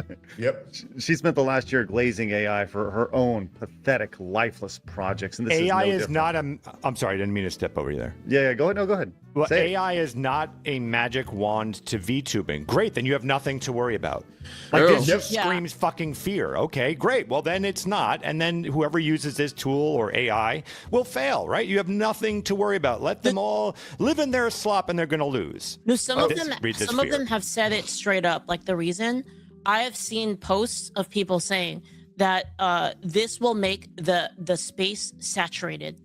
They're scared. They're scared of their own position. Yo, the VTuber space or sphere is already saturated to begin with, because we have already have a lot of I will say this, a lot of default VTubers that have like the same comfy vibes, same cozy vibes, that will just like the same skits, like, oh yeah, I'm gonna be a comfy, I'm gonna be like a GFE, I'm gonna be a like a mommy type shit. That is just default, because you know why? Like, it's already like, like if it works, it works, and I won't blame them. But at that point where we got like new VTubers that will have like the same format over and over again, different looks, different archetypes, like for example, like cat girls, shark girls, or I don't know, like any type of girl, but with the vibes of just being comfy, just being all cutesy.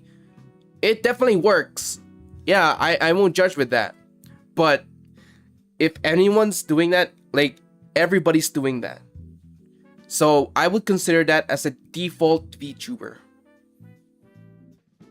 So it's kind of crazy. The VTuber sphere has both safe for work, VTuber sphere, and NSFW. All right. So there are different types, right? So we got the say-sos, yeah, the say-so VTubers, and also the LewTubers as well. So both sides of the coin. Yeah, they have some like ups and downs, but at the same time, I would probably say that like the LewTubers would have it worse, because for one, I already seen a lot of posts from LewTubers that they would get harassed, they would get like hate comments, this and that, because like, oh my god, like you're just doing this just to get clicks or get views because of your body, or just because like how lewd is your VTuber model. Like, yeah, you know what? They're pretty valid. You know what? Because they already seen the bad side of VTubing. They already seen like bad people. And you know what? Like, even if like, for one, like that builds character, because not only you will see like the good side, you will always see the bad side as well. Because for the say-so VTubers, they're only gonna see good sides always. Like, oh my gosh, I believe in you. I always support you. I love you. This and that. They're always gonna see like good comments, like behave comments. But when it comes to bad comments, they will just Thanos snap. They always get Thanos snap. They're always gonna disappear. They get banned. no opposition whatsoever. So yeah, but it's all about like the vibes. Like they're just ruining the vibes. Yeah, but that doesn't mean that like any type of criticism that they will throw at you, you will just ignore it, or you will just like not like you'll just close your ears and just say la la la la la la la. We're in the internet. Anyone's gonna say anything. You will never escape the hate comments. You will never escape criticism. It is what it is. So in my terms, those say so streamers, like say so VTubers, I would call that a default VTuber. Default. It's basically because they know that competition will fucking destroy them. Yep, absolutely. Yeah, I 100% agree. 100%. And this goes back to the cream. The cream rises to the top here. This person says, not only is this disrespectful to VTuber culture as a whole, but trash like this is why computers and phones are stupid expensive now and will be completely unaffordable in a few years. If you support this, you're ending your own streaming career. Wait, check their bio. Check their bio. No fucking gay. This is so pathetic. Like, have some value and worth in what you're. Here's an example of a default VTuber. I like cute stuff. Small Dragon EN VTuber. ENG or probably Japanese. Tick the box, default. Creating that you don't show this much fear over just anyone coming into the space. It's absolutely ridiculous. All right, them going after Leaf is the same thing as going after Vettel and his 2 AI daughters. Yo, like I seen a lot of arguments of if you say like AI is bad, how about by terms you hate Neuro, you hate evil, and then they will just full 180. No, because like Neuro has like human friends, or like the art is made of human made art. So bro, like I never seen them collapse so hard when the topic is AI, man. Like if you hate AI, so you mean you hate Neuro. They will just collapse, and after like they talk a lot, they will just from talking to just defending Neuro to just giving out threats. Yep, they just unmask themselves just by keep pursuing with their counter arguments, and then eventually they will just go full unmask and start throwing death threats. I got called the Trump of VTubing because they said all of these things. They said, was it gas prices was my fault, food prices, global warming. Dude, it was wild. Like the amount of stuff that was out there, it was hilarious. They were so. Yeah. So when people say, I've seen people talk about the rigging aspect of it. I've also seen people talk about the art. This is going to put artists out of business, right? And the one person I saw, this one guy complaining about it. Hold on. Literally, the code is AI, well, the model is human. Yeah, it's the same thing as it's the same thing as generative AI, because you know why? The prompt, like the idea of a prompt, came from a human as well. So technically, the art generation is machine AI, but the prompt or the idea is human. So it's two things, and it could say the same thing as Neuro, because Neuro is made of code that is, I don't know, like probably like Vettel, just 5 codes, and then the model is just like commission, especially like the design is just nearly similar to the Hiyori, the Hiyori default model, and just a little bit of a touch up by Annie. So yeah, like it's like the argument of AI, the code is AI, but the model is human made. There's also the same thing as like AI generated shit. But he was charging $1,000 for a model, and he's like, well, of course he's gonna be pissed. Fucking crazy. You know, he's like, he was mad because he's not gonna be able to make his money anymore. He's been undercut by they're by scamming motherfuckers so deliberately, it's insane. They know they're scamming people because if everybody charges these ridiculous prices, there's nowhere else for consumers to go. It's the same thing with emotes, bro. My emotes. Yo, this is why I love the free market, because the free market, like, there's always gonna be competition, and then there's always gonna be other people that would undercut your prices just to get your customers. I love the free market. Like, it's good, and at the same time, it will rat out the bad artists that have been overcharging for years, that are been scamming, that are been ghosting, that are taking customers' money hostage for a year or two. They deserve what they get. And also, we got like a lot of alternatives now. Hell yeah, this is why we have choices. And then, yeah, I love the free market. Right. It's basically a handshake between AI and human. AI does what's programmed and do, and the humans gives a prompt and model for that AI to use. True. There's always gonna be a thing that one cannot exist without the other. So, especially where in the AI side, where it can't like do anything without human intervention. And I always have the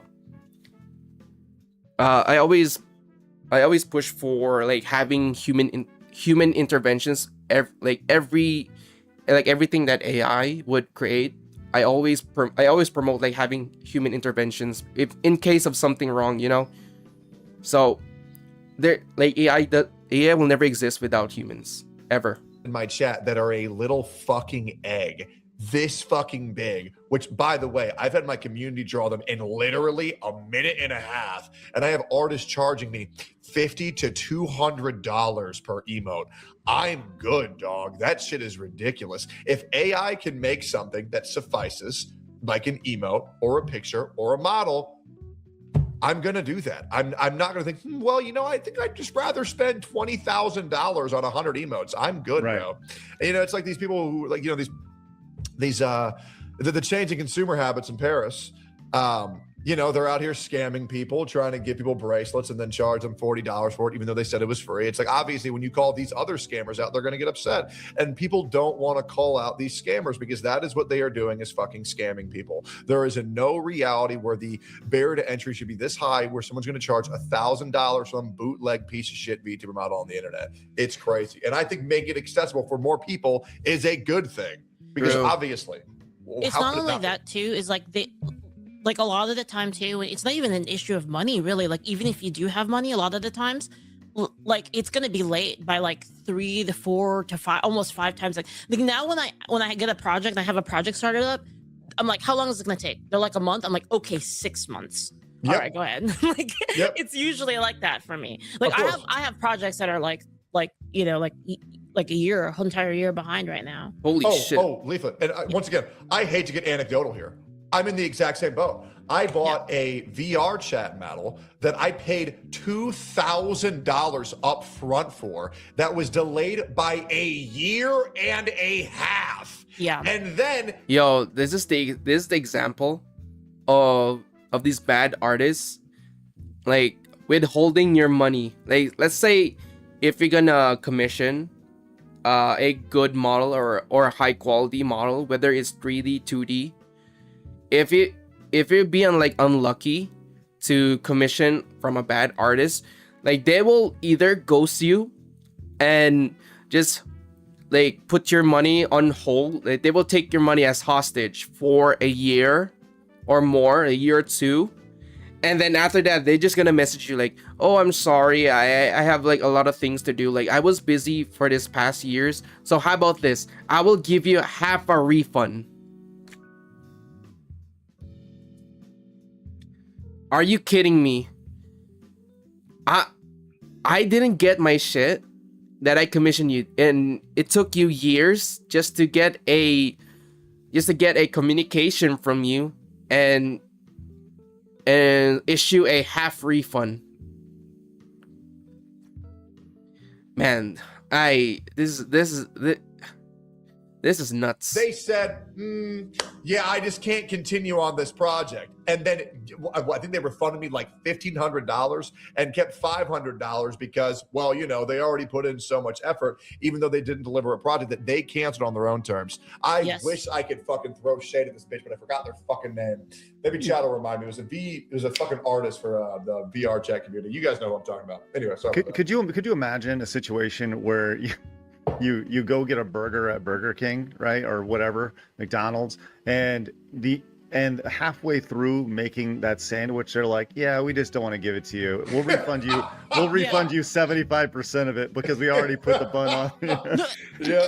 And the thing is what Tecton is saying is it's not even like, trust me, I spend a lot of money on art. And it's not even uncommon what he's talking about. Like, I've had literally the same thing happen to me where I've had a person that said, "Oh, it's going to be done next week." And I check in, "Oh, it's going to be done next week." And it just keeps getting kicked down the line to the point where I had to basically get involved with like the platform and say, like, this person isn't doing my thing. And then they said, "Oh, we're going to do it next week." And then they didn't do it again. And so I reported it again. And then they refunded my money with a happy face. Like the only message was a smiley face on it. Insane. Yeah, and this is like after wasting 6 months of my time. And 6 months is a lot for people. Like, can you imagine like a person getting ready to start streaming? Yo, if that's like a frequent occurrence, the platform should have a rule or a precaution that if any artist or bad artist to begin with would actually pull that shit without having actual effort, have actual updates. And then if they're gonna keep doing that over and over and over again without having any fruitful updates or progress, no screenshots, no everything, and just they keep like, "Oh, I'm gonna give you this next week." Yeah, next. And then at the point where the client just disappointed and just want to have their money back. Yo, we need like a precaution so that if this happens again, their accounts would be marked as, like would be on a warning state or just be banned entirely. Like, I don't get, like, to be honest, like, I don't give a shit like what their excuses are, as long as if you keep doing this on a frequent basis, you're no longer allowed to commission, or you're no longer allowed to get your money or actually sell your service here because of your delinquency of service or just providing service in general. Because that's one of the bad practice of doing business. Actual. And this happens, and obviously not everyone's like that. Obviously, for all of the retards that are gonna say like, "Oh, I know some good artists." Yeah, there's good artists out there. I have good artists too. Yep. Yeah, when it comes to that, it's like finding a needle in a haystack. It's how rare would you find those artists. It's like 90% versus 10%. It's not always the case. I'll be real. This is going to be clipped leaflet, and I bet you the reactions are going to be very normal. There's going to be some very normal reactions to what we're saying on this podcast on Twitter lately. Well, I wonder if there'll be reactions like this from Goobin over here. Have you noticed a flag reoccurring for the people who? It's always, man. Soulless piece of trash is what this is. Even if you excuse the use Gen AI, I can draw. There's so many costume models you can get for dirt cheap. I mean, I love this. I love everything about the seething that is happening right now. And you know what the best thing about this leaflet is? Is that is they can't go, you're a grifter, because you're literally giving it away for free. Like, how can you beat the accusations of grifting? It's far more than that. I have set it up specifically that I am the ultimate silver bullet against these people for multiple reasons. One, I'm giving that for free. I have the ability to charge for it. I specifically don't want to do it just so they can't say anything about it. One, two, I spend a lot of money on artists. I know some of the best art. They're gonna tell me no one's gonna work with you. I'm like, yeah, you know who worked with me? You know who's working with me? Artists that worked on big studios. One Piece, Dan to Dan.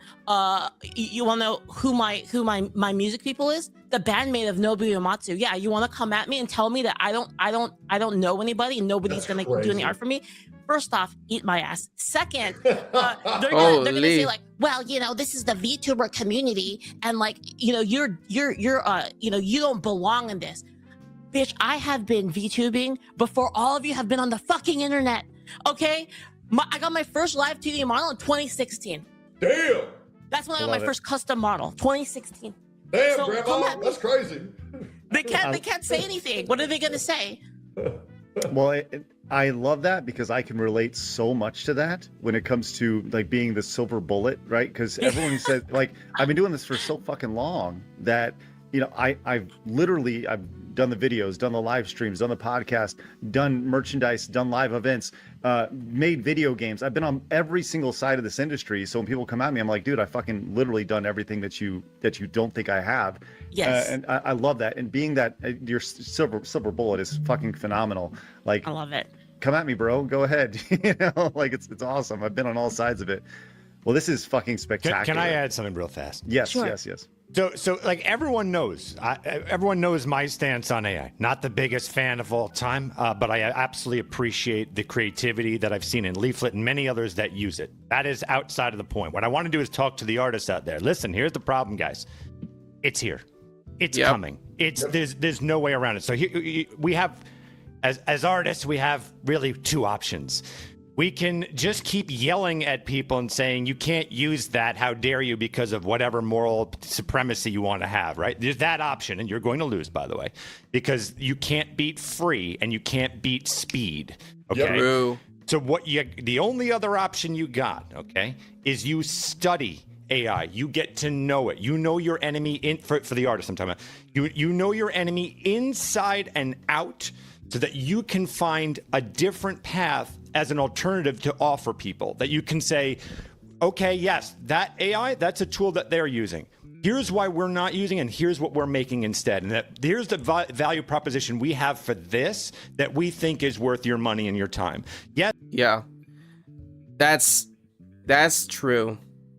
All he said is true, because the only way for artists, instead of just keep repeating like the same old spiel for years, it's been years since like Sam Altman just released ChatGPT, and then Sora came, and then every AI came. It is how it is. Like more and more AI models would just keep popping up, like from I don't know, from nowhere, and just provide a better product. So just, you know, like at the same time, like AI generated shit always has its own drawbacks, like the jankiness, the inconsistencies, the color palette is the same shit every time. So instead of just whining on the internet for years because like AI bad, AI take gerbs, why not just focusing on the things that AI is generically known for, and make a better artwork, or probably your own rendition to any AI generated, like make it better, like make it your own way, or you know, like make something up that AI couldn't. Because yeah, like as he said, like you cannot beat free, you cannot beat speed. All right, lol, those pics I gave you are fan arts I've done. I get them done within maybe 2 weeks or 3 weeks after saying that and making. All right, just, you know what? Just keep doing what you're doing. Yes, it's not as fast, but here's what we're offering. You need to start thinking like that, or you are going to go extinct.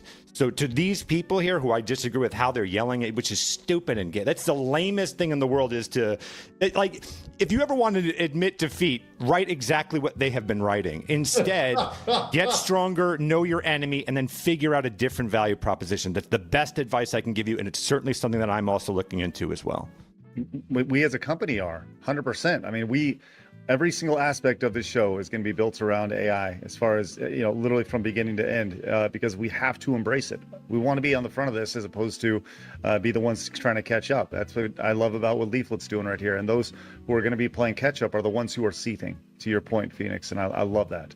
Well, great job. Great job, Leaf. I love everything about this. Seethe, baby. But it's also like, video games that a lot of people complain about taking so long to come out. Like AI is going to make development time so much shorter. And, it's going to reduce a lot of the grunt work. Like even Claire Obscure, which I consider to be in like top 5 video games of all time, used AI for I believe it was generating assets. I believe I could be wrong on that. But yeah, no, it's coming fast, and it's replacing a lot of the shit that nobody wants to fucking do regardless, or jobs that require no skill, which I feel like should be. If you can slap into a program, get it done instantly and for free, you're not a bad guy if you don't want to pay someone $120,000 a year to do that. You want to know the best part of this too? Yes. It's basically like communism in real time. Like the like how communism would look, because I seized the means of production. I gave it to everyone for free, and then the people that were in power, they still want the power. They didn't. Yep. They never wanted to give it away. They always act like, oh, I'm such a commie. I want everybody to have everything for free, right? But the instant that happens, they're like, oh, but and it affects their power. Oh God, my power. I still want to be on top though, right? Yep.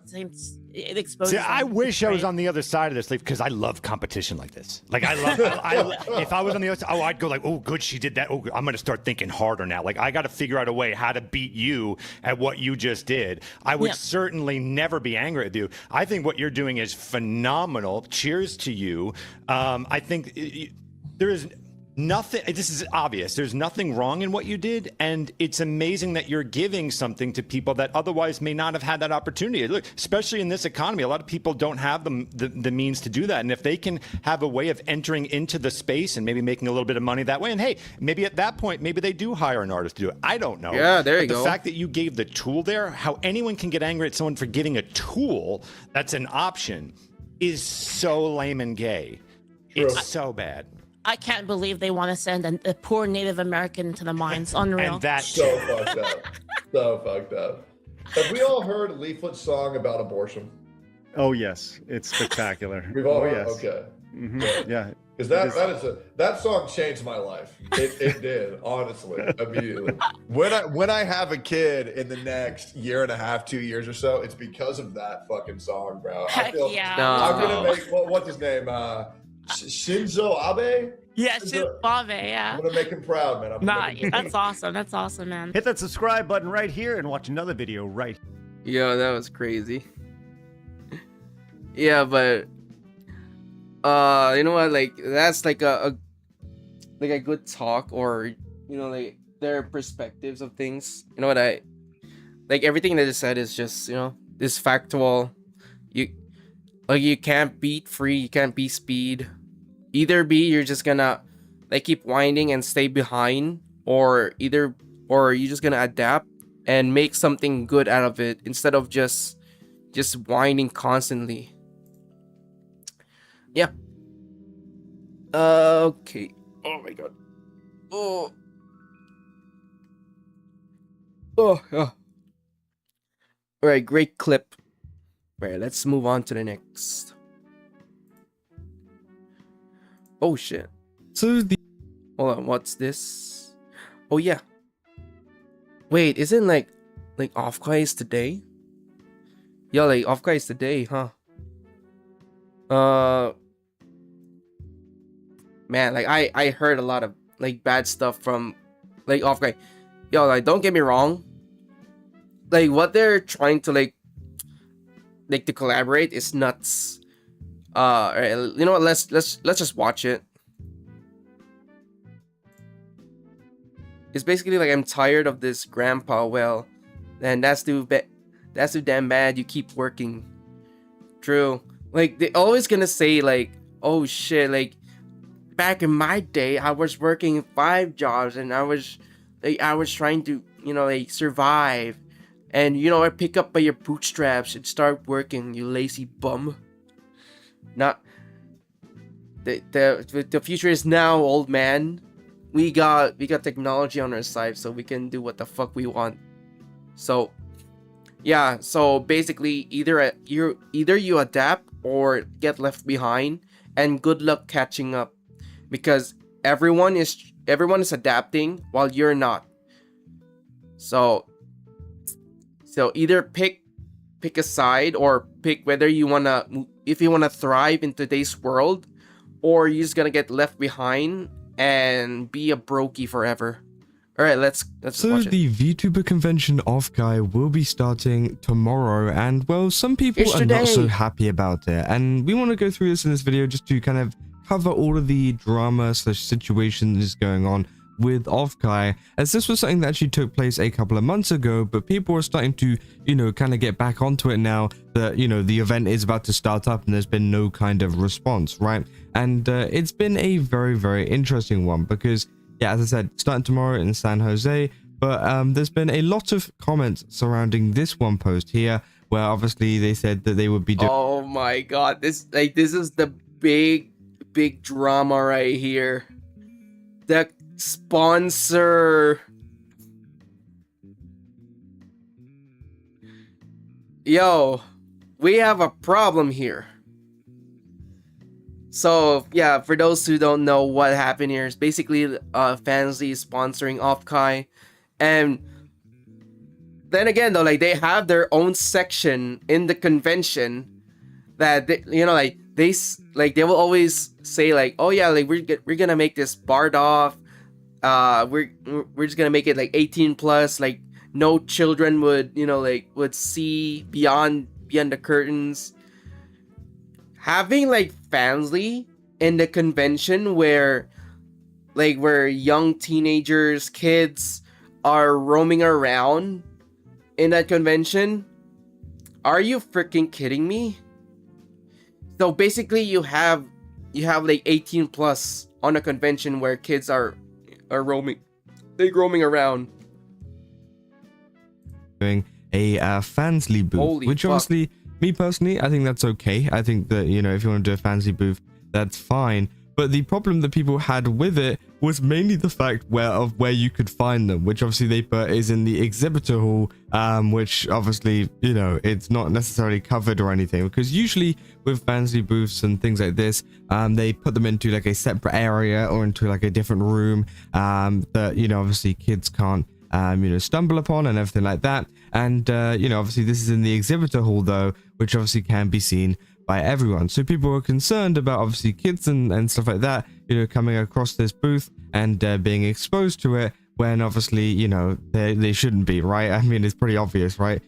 So again, there's been a lot of replies from this original announcement and all of this kind of stuff. A lot of people have been not so happy, saying, I remember when everyone said it would be an 18 plus section, and we're saying that anyone finding it weird that a blank site was sponsoring an all ages event were weird.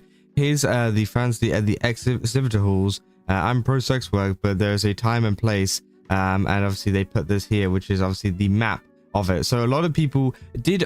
Yeah, like it's pretty much common sense, because of an all age convention. Why is there an 18 plus section where, like, even if like you will get, like they will say they will guarantee that no kids will ever like see the stuff like this, like 18 plus stuff. But then again though, like it's never zero. The probability is never zero. There's always gonna be incidents where kids will stumble upon, like, even if like they're sneaky or whatnot, like like how kids are, they will just stumble upon it no matter what. Even if like if the convention, like if that part of the convention is way out or not in like the common public eye, to where like the common people would see the entire thing, but still You will never underestimate the curiosity and the energy of children, especially like under probably like 13 below. They are energetic as fuck. That's all I'm gonna say. There's always gonna be a time and place instead of like for 18 plus sections or like argue back are two people saying that, you know, oh, it's going to be in a separate area or whatever, and well, this is apparently the you know, the map of the place, and you can see it is there with all of the other, you know, places. Obviously, you got the Gamer Subs booth there right next to it, and as well as a couple of other you know, hold up. Jarvis, zoom in. All right, we got Gamer Subs next to Fansly. So you're telling me, like, for some reason, like, I'm just gonna say, like here's an example right here. There's always gonna be young teens would go to Gamer Subs just to buy tubs of their favorite Oshis, and then after they're gonna buy like merch and tubs, they're gonna walk by Fansly, and then at the same time, curiosity would consume them, and then they will start poking around. If put your perspective on, like, put yourself like in a children's shoes, or just, you know, like, how would you, if you were a kid and you're in a convention, right? Isn't like when you're curious, like, what is this Fansly? You know, like, if you haven't heard of Fansly, like, this is like your way of learning Fansly, right? So you see Fansly, you don't know what Fansly is, and then you get curious, and then you look around. That's how kids are. Alright, well, they probably won't show the full 18 plus vids or audios, but if they are using their NSFW model, then yeah, that'll be an issue. Yo, even if like it's just, you know, like just showing like more skin than usual. Hey, you know what? All I'm saying, especially for, you know, like pubescents, like, you know, like kids going through puberty and shit. Holy fuck. Lol, I have ADHD, so already know what kids do. True. You know what? Yo, that's something I'm trying to say. Like, you never underestimate kids, especially with curiosity and shit, man. They have the energy and they will run around in circles for minutes, like 30 minutes at that. They will just run around in circles. And if they find something that they have questions about, like they're curious about, they will just go everywhere. And, you know, like be lost as some shit. Yeah. Kind of companies got Face Connect down there. So again, it's there with all the normal booths, all of the normal things here. So again, it's not like kind of cut off. They don't even show the fact that they're, you know, maybe there's some kind of curtain or anything around it. That doesn't seem to be the case. It just seems to be in the middle, which of course I think is a little bit odd, right? And Lucy follow up saying they specifically have a 18 plus section they could have gone in, but they put the blank site in the main hall where children as young as 13 can be unaccompanied by an adult, as per their own guidelines. How much money did Fansly pay you guys at Off Guy? Yeah, we gotta love remembering all the people defending it and claiming it'll be cut off by part of the con. So how's that wall looking? Which obviously, yeah, lots of people are arguing that it probably would be in like this area, right, where it's like a place where you need like a wristband and someone will check it and confirm that you are old enough to be going into an area like this, right? But again, yo. No, all right. That's a precaution, right? Having like different colored wristbands. Sure. You know what? That's like a common thing to, you know, go to different areas. But then again, though, like we got other people that are, you know, like breaking in for free. Like if you haven't seen I seen a video about a guy just getting into the World Cup finals, just pretending to be an employee. Like he's wearing an employee uniform and just waltz through like the check-ins, the security, just by wearing the uniform. He get to watch the World Cup finals for free. So what makes you think that kids who just watch like a lot of TikTok or YouTube shorts would do the same thing? They will just either be like, they will just print out a wristband with the same color, or they will just use like one of the craftiest things that, like, you know, like just a way to get through a certain barrier. Hey, I'm not saying that it won't happen, but all I'm saying is that like the possibilities are endless. Like the possibility of kids going to the 18 plus section is never zero. There's even like slim chance it will, like the possibility of kids going there is never zero. If they are young enough, yeah, they'll run around with a lot of energy, but ADHD is much worse because they have more energy than non-ADHD children. Yes, especially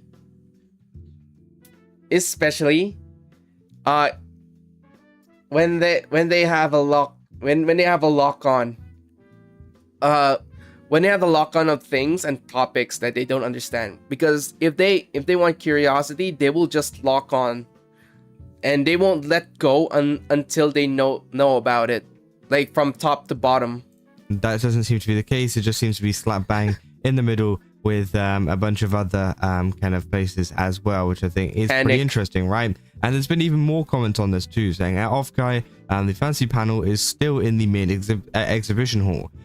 The fact that the Off-Guy okayed this remains utterly baffling to me. This can only be described with words like careless, reckless, and questionable. What Fansly is doing is called pandering, which is promoting people to become blank workers. While that is legal, morally it's more dubious. Especially when this is happening in an area where minors 13 plus are allowed to go without parental supervision, which also is another issue that people have, right? Sure, if like maybe there were some people, you know, that were like 13, whatever, they were with their parents could just kind of be like, you know, put their hand over their eye, don't look at that, right? Whatever, sure. But, you know, it's the fact that they're able to go around without supervision, right? And they're able to go to a booth like this. It's kind of concerning, right? I think Fansly is an official sponsor for Off-Guy, meaning they put some good money for that spot, making the whole thing even more morally screwed. I do want to mention that it appears to be okay for Fansly to be in an area with minors because they sponsored the event. Bro, even if, oh my god, man. Even if like you're the sponsor of the convention, that doesn't make it the excuse that you would put your booth right in the main convention hall, where the majority of the people would just roam around, especially children. Man, like they just don't care. They just, you know, like they just don't think the consequences of exposing like sex work to children. Like they just don't care. All they care in the end is money. I mean, it's pretty much obvious, but holy fuck. Yeah, like Gen Alpha be like, eto. They look around like, Mom, what is Fansly? What is Fansly? Is it a candy? I wanna see inside, Mommy. Oh my god, man. We are cooked, man. We are cooked. Somehow FaZe sponsoring the artist aisle, it still made some members of the staff have the audacity to try and strong arm FaZe into not bringing Pippa because she's too edgy. Clearly we have found our moral priorities in order. But in my humblest of opinion, yo, another thing. All right. I'm just gonna stop pausing after this. They won't allow other VTubers with different opinions because they deem be problematic or just be like edgy edgelords. Like for example, where they would deny Kershaw, they would deny Rev, they would deny Straw, they would deny any VTuber that are deemed problematic, but they will allow Fansly, where most of the times the content is pure on like sex work and stuff. They will allow that than having VTubers that they deem problematic. Wow. Okay. Offkai, I see your game. Holy shit. Same for this expression when walking into the booth, especially the young boys, maybe young girls. Holy shit, man. Like, for those young boys and young girls would like see the insides of Fansly. Man. Like, I'll be sad at their futures, man.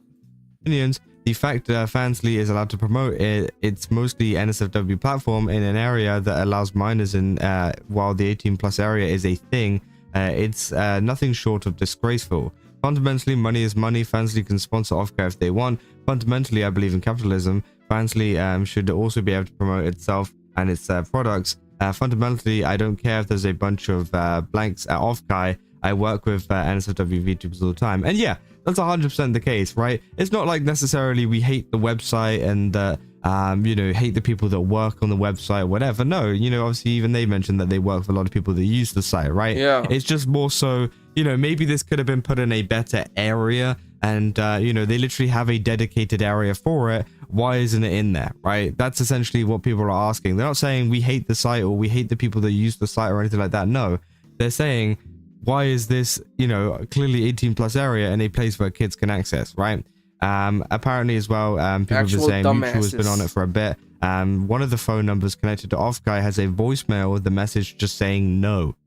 Saying having one phone number for everything is such a terrible idea. I don't know where to begin with. Imagine if an emergency came up, local police tried to reach to staff for information. They just got this message. No. Jesus. Which, yeah, if that's true, that sucks, right? So yeah, obviously a lot of people unhappy about that, and there's been many VTubers and stuff that have spoken up about it as well, right? People say Anime Expo, the largest anime convention, had a huge banner / booth opening promoting a dojo site. You all have genuinely never been to other cons, and it shows. Just finding anything to be mad at, which again, I still think it is concerning though, right? I don't know, obviously, yes, they do have like stuff at Anime Expo, but just because it's okay at one place doesn't exactly mean it's okay at another, right? I feel like it's pretty here's the thing. In different areas, there's always gonna be different standards, but that doesn't mean that what if one convention standards is it's okay for them, but that doesn't mean that we have to copy. It's the same thing for when it comes to Western game developers versus Eastern game developers, because I have this a gripe against like Western developers, especially where every time they make a game that they make things ugly, they make characters ugly just for the sake of representation. That doesn't like that's their standard, right? That's their standard for how they make their characters, how they make their games. That's for the Western game developers. But that doesn't mean that the Eastern game developers would follow suit, because the morality is questionable and the characters a little bit too over sexualized. That's their thing. That's their standard. So same goes here as well for conventions where if they have like an 18+ size and they're okay with it, fine, that's their thing. But when it comes to this part where this convention right here, if you're gonna talk about Offkai, this is not okay, especially where kids can access to it. Like, holy shit. Interesting. The kind of way that people go about it. And of course, there's been so many people as well just kind of, saying that this isn't right and whatever. I remember Kyosha did make a response to it. I'm trying to find where it is. I think it's a little bit further down. People say this is disgusting, and I'm very tired of this insidiously evil corporation being treated like a real sponsor. You got everyone here saying, I'm not defending this, but I'm going to be honest, there's maybe like 10 kids attending Offkite, guys. But again, even if it is 10 kids, right, that still doesn't mean it's okay, right? That's still 10 kids that are going to be attending the event and seeing this convention probability thing. is never zero. zero. We can't just go, oh, well, it's okay because, it's only 10 rather than, 100, right? Which, that just doesn't make sense. You're still exposing 10 kids to something that they probably shouldn't be exposed to, right? I mean, or as in probably, they shouldn't be exposed to. I think that's pretty obvious, right? So, again, just because it's 10 doesn't mean it's, necessarily something that, needs to be forgotten about, right? But yeah, I mean, it is a pretty interesting situation, right? And it just continues on and continues on. I think a lot of VTubers have pretty mixed opinions, I would say, on this, but I think a lot of people are more so kind of interested in why this is in the main hall and why it isn't somewhere else, because I'm sure there's many people who use the site like this or whatever that also wouldn't want this to be in the main exhibitor hall either, to a place where 13-year-olds can run around and kind of visit it on their own without any adult there, right? So again, I mean, it's pretty cut and dry, right? Powder saying incredible talent, huh? Obviously kids walking around during the day. Surely this isn't going to be done while kids are around, correct? Surely we're not gonna put them in front of blank. Which, yeah, I mean, it's weird, right? Obviously, a lot of people saying, no. So again, I think it's odd, right? And obviously, Powder with the incredible talent, obviously Holy she's more so, shit. I think, against the like, imagine the so-called incredible talent of Fansly. Kids, do you want to see a magic trick?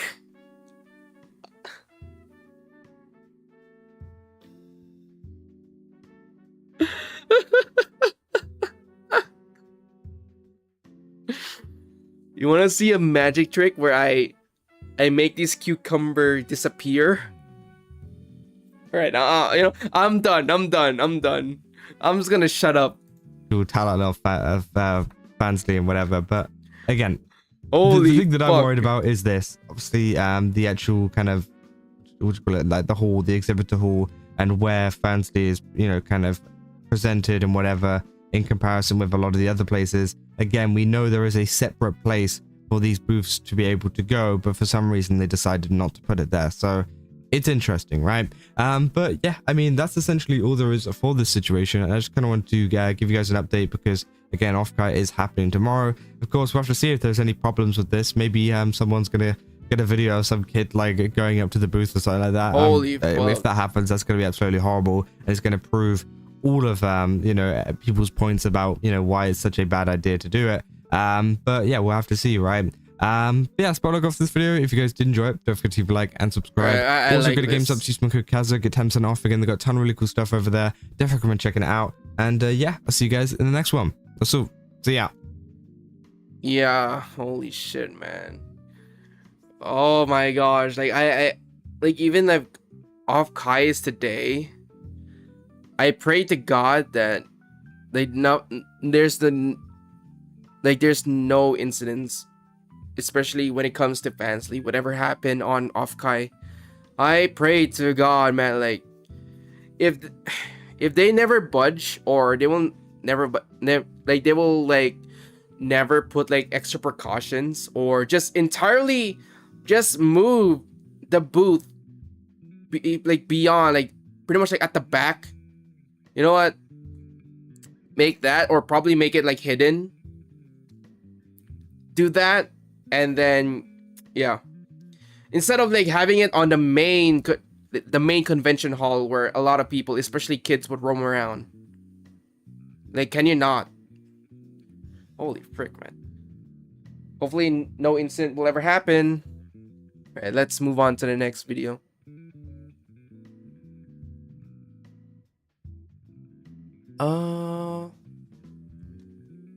Holy frick. Oh shit. All right, we got another Kazahana video, which is, we're talking about Fillion here. Flippin' Fillion. All right, let's watch it. Okay, so it's another day and almost another day of silence in terms of Fillion, or is it actually? Because recently I actually came across some kind of information that some of you guys actually sent to me. I had a couple of messages about this, of a potential sighting from Fillion, right? Holy, before I continue, holy fuck, man. These snackers, like, they're having their withdrawals, man. Like, they are just at the basement wearing tinfoil hats and covering a whiteboard with newspapers with the red yarn and push pins. Everyone's playing detective here. Like, even like the tiniest crumbs of Fillion's whereabouts. Now again, I was like, okay, like, what is going on? I'll check this out. And it was in one of the weirdest parts, well, not weirdest parts, but like one of the most interesting parts that I could have ever thought of, which was in a stream, in a Arisu stream from HoloLive. What? Now, essentially, some people were pointing out a chat message that they saw from Fillion that was actually read out by Arisu as well. And many people were saying that, you know, this is Fillion, this is her, she's back, right? But I kind of wanted to go into some of the details about this, what was actually said, and what does this mean for Fillion going forwards, right? So yeah, essentially this is the stream. She's streaming, I don't know what game this is, but again, streaming some kind of game. Probably another gacha. El Sword, I think that's what it's called. Another and essentially, gacha game. she's in the loading screen, and in 2 seconds the message will pop up. She reads it, and then it pops up in chat in 2 seconds, right? Where is it? Everybody, Jesus is the truth. Amen, brother. So yeah, you can see right there, it says Jesus is the truth from Fillion is lost. No. Now, if you guys don't know, if you go to Fillion is All right. Before you're gonna get mad at me. Oh my gosh, did Fillion found Jesus? Like, is Fillion, you know, like, becoming a Christian? Like, with no disrespect at all, because, you know, like, everyone has the freedom to believe anything, you know, like, freedom of religion and whatnot. But like, I guess, like, I'm just gonna make my hypothesis here. I guess, like, Fillion found Jesus, and you know what, like, she's embracing Christianity, and just, you know, like, be at peace with Christ. That, like, I'm not saying this is a bad thing. Like, sometimes, like, people would find, like, other things, like other higher beings that they could believe in, just to find peace in their existence and just be happy with their lives. You know, it's never hurt to, you know, have, like, beliefs and stuff, but at the same time, this is the internet right here, where, like, I would say, like, the majority of people surfing around the internet are atheists, or doesn't like Christianity, or basically, like, utter the words of Jesus Christ. This is really bad, really bad. lost the channel. It has the same profile picture as the one that is included in this stream. It has the, you know, kind of the default F that kind of gets left on people's accounts whenever they remove their profile picture, but it's also got the green background as well, the same one that Fillion has. So people were like, oh my god, wait, this is Fillion's account. She's messaging on Risu's stream, and people are very confused, right? But I did a little bit more digging into who this Fillion person was, because I thought, well, it just seems so weird, right? It doesn't really make sense as to why she would do this in this stream in particular, and why she would choose this specific message, right? Saying Jesus is the truth, right? Unless Fillion was going through some kind of religious thing, and that's why she's been away, right? You know, which I don't think has happened. It just doesn't really make sense for that to be her message that she puts into the chat, right? Yo, you never expect the unexpected of people changing. Even if, like, even if you know a person from their online persona, but you don't know the entire story of their backgrounds, like their IRL, in their IRL lives, that like they can be anything on the internet, but in real life they have other beliefs, they have other like things they care about. And you know what, that is welcome, that is fair. Let them have what their beliefs, or let them have like what they enjoy in life, because living in this earth, or living in general, is torture. Like, it's unfair, it is bad enough that we need sometimes, like, we need any help that we can get, like, for real. And you know what, like, I don't really, I don't really like push Philian to, like, oh no, like, Christianity is bad, or your belief is bad, like, they did this, they done bad things.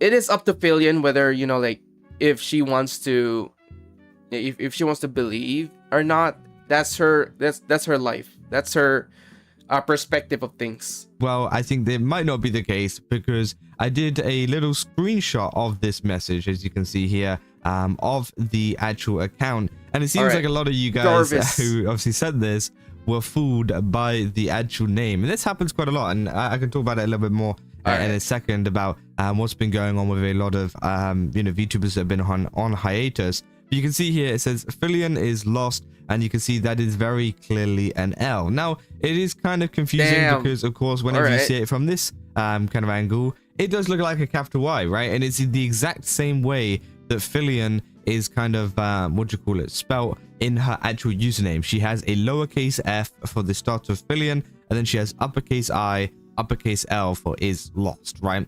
So from this angle, from this far away, from like a lower quality, right, you could probably understand that, yeah, maybe this is, it could be Philian, right? But yeah, it turns out it is not. It is just an L there. And also, I think as well, it isn't actually a... So, at the same time, looks like crisis averted for Philian.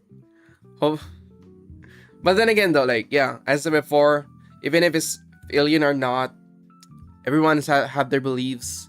Let them have their beliefs. Oh, hold up. That's a different clip that we're going to go to in a second. Also, as well, I think this is actually a capital I, too, because it just doesn't, like, because if that's an L, if that's a lowercase L here, it's got the little curve you can see, that should be an L for Philian, right? So that should also have the curve, but it doesn't have the curve. So I think it's a capital Y, because if it was a capital L, it would be like this L. So yeah, I think it's Philian, it lost. So that's their name. And again, there's many reasons as to why people do this. I think it is mainly just for attention, right? People want attention. Maybe also to potentially throw people off in terms of the whole hiatus thing that's been going on. Because currently, there's been no more news from Philian since the whole Shibuya crossing thing, right? We had a couple of teasers with the Shibuya crossing thing. Obviously, her appearing on the billboard and saying, can you hear me and stuff like that. And also the whole wall thing and that appearing on the billboard. But that's been about it, right? Nothing else has really come out. The wall website, again, has pretty much everything the same that we covered the last time we looked at it, right? So it really has just kind of grinded to a halt in terms of what is going on, right? And so that opens up a perfect opportunity for people to essentially pretend to be her, right? And we've seen this a lot in previous kind of situations. I say previous situations, like a couple of days ago, with people, for example, like Saba. Saba, of course, is being impersonated currently because she's been on hiatus, and people are trying to actually make money off of her streams, right? They are essentially going into onto TikTok with her kind of TikTok with the TikTok live thing, and streaming her VODs to people on this fake account called Samako Saba. And they've been gaining a lot of subs, a lot of followers and people like that. So they look more legitimate because people think it's the real one, when in actual fact it's not, because Saba isn't streaming on TikTok. She doesn't have an official TikTok. I'm pretty sure she's even mentioned that she doesn't have an official TikTok before, right? So people are just using it to essentially get like those TikTok gifts and things like that, as well as also I did see a post that one of you guys sent me of the fact that they were also paying for people to watch the stream itself, because that's a feature you can do on TikTok. It's essentially to watch the stream, you got to pay to get in, like a ticket or whatever you really want to call it, which of course is pretty crazy, right? That's pretty crazy. Or like here, like, it's kind of sad though. Like like Saba, like having the same pattern of hiatus with Galgura. Wink, wink, nudge, nudge. Like, I'm not saying anything, but like, all right, for it's like here's like the contrast of things. Like, if Galgura would go on a hiatus, right? Like, if she doesn't have like the feel for streaming, like Galgura doesn't have like the feel for streaming. Every time like there's gonna be like impersonators of Galgura, like Hololive would be on locked, like fully locked in, and will shut down any impersonators trying to impersonate Galgura, right?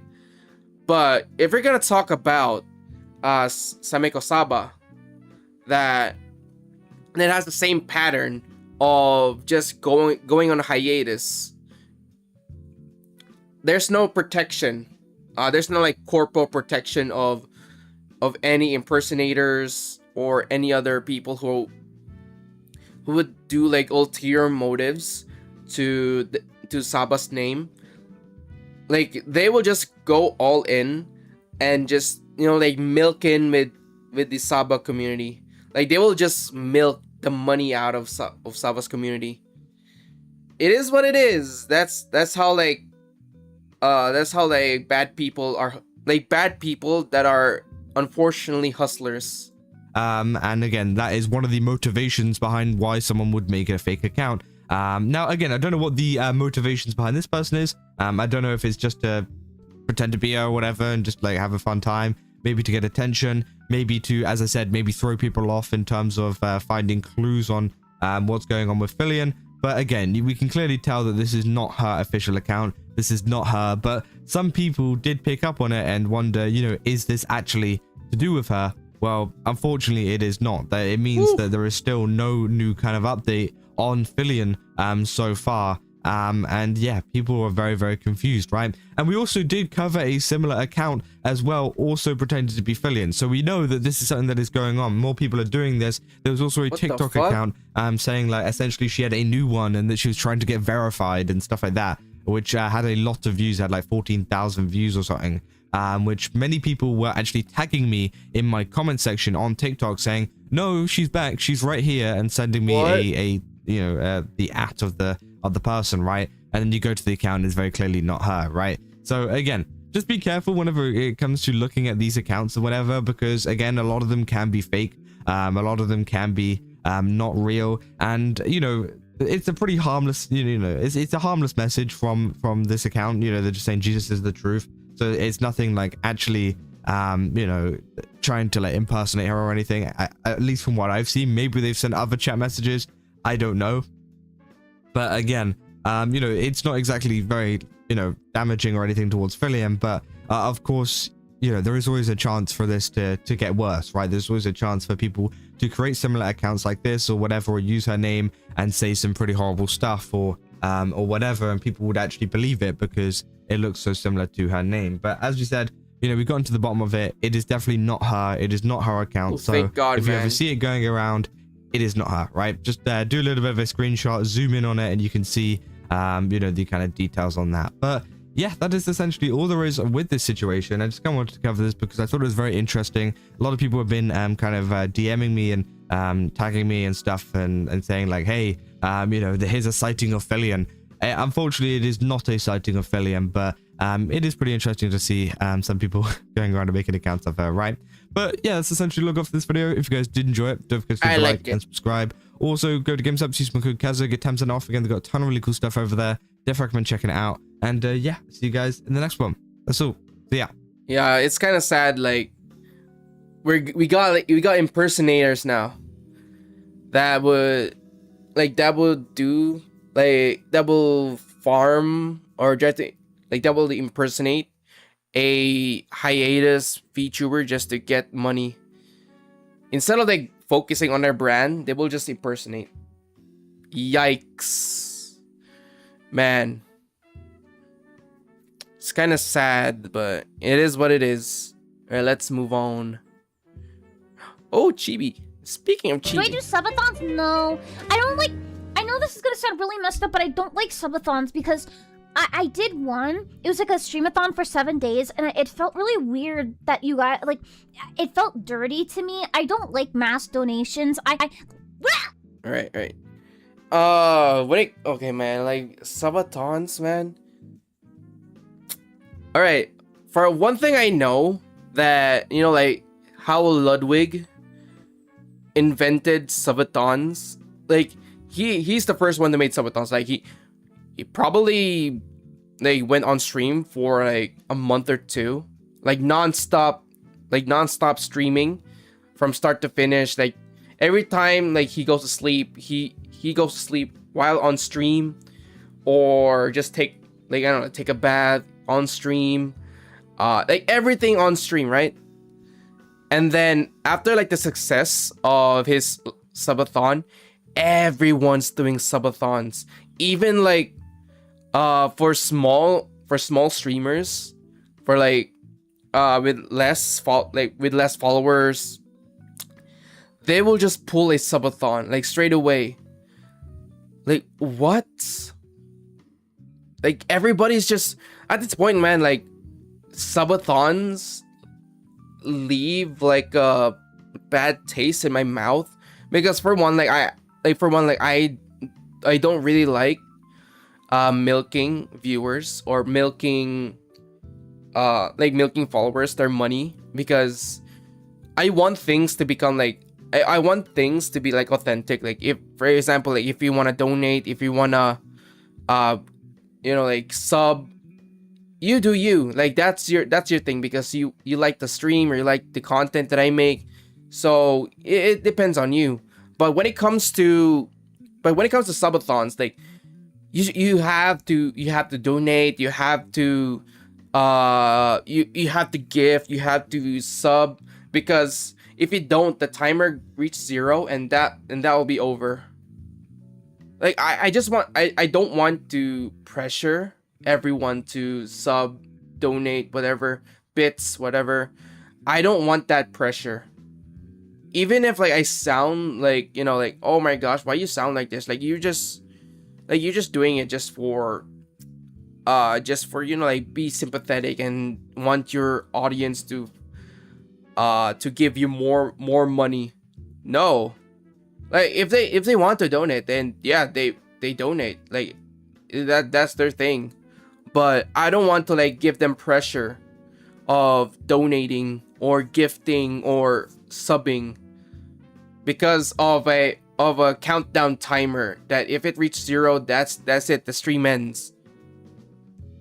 Like, why? Right. That's my whole take for subathons. Sorry, I had a freaking cough drop in my mouth and it went down my throat. I'm embarrassed. Classic Chibi. Don't worry, I got it back in my mouth. Hey, yo. I got it. But I don't know, like, I don't want to go into specifics, but I've had experiences, even recently, where people are very generous to me and they tell me they can afford it, and then I find out a year later they couldn't that whole time, and they lied to me. True. And they screw themselves over. I just can't do that. I genuinely think it is so freaking messed up that like a lot of people want that. I can't do that. It's like blood money. Like I really, I would rather take $8. You know, like, and then like all the people in my life that are like, don't talk about that. You know, like, get their money.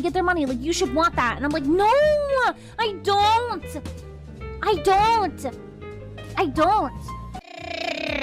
Yeah, you know what? Good. Actually, a rational take. Like, that's a good take. Because,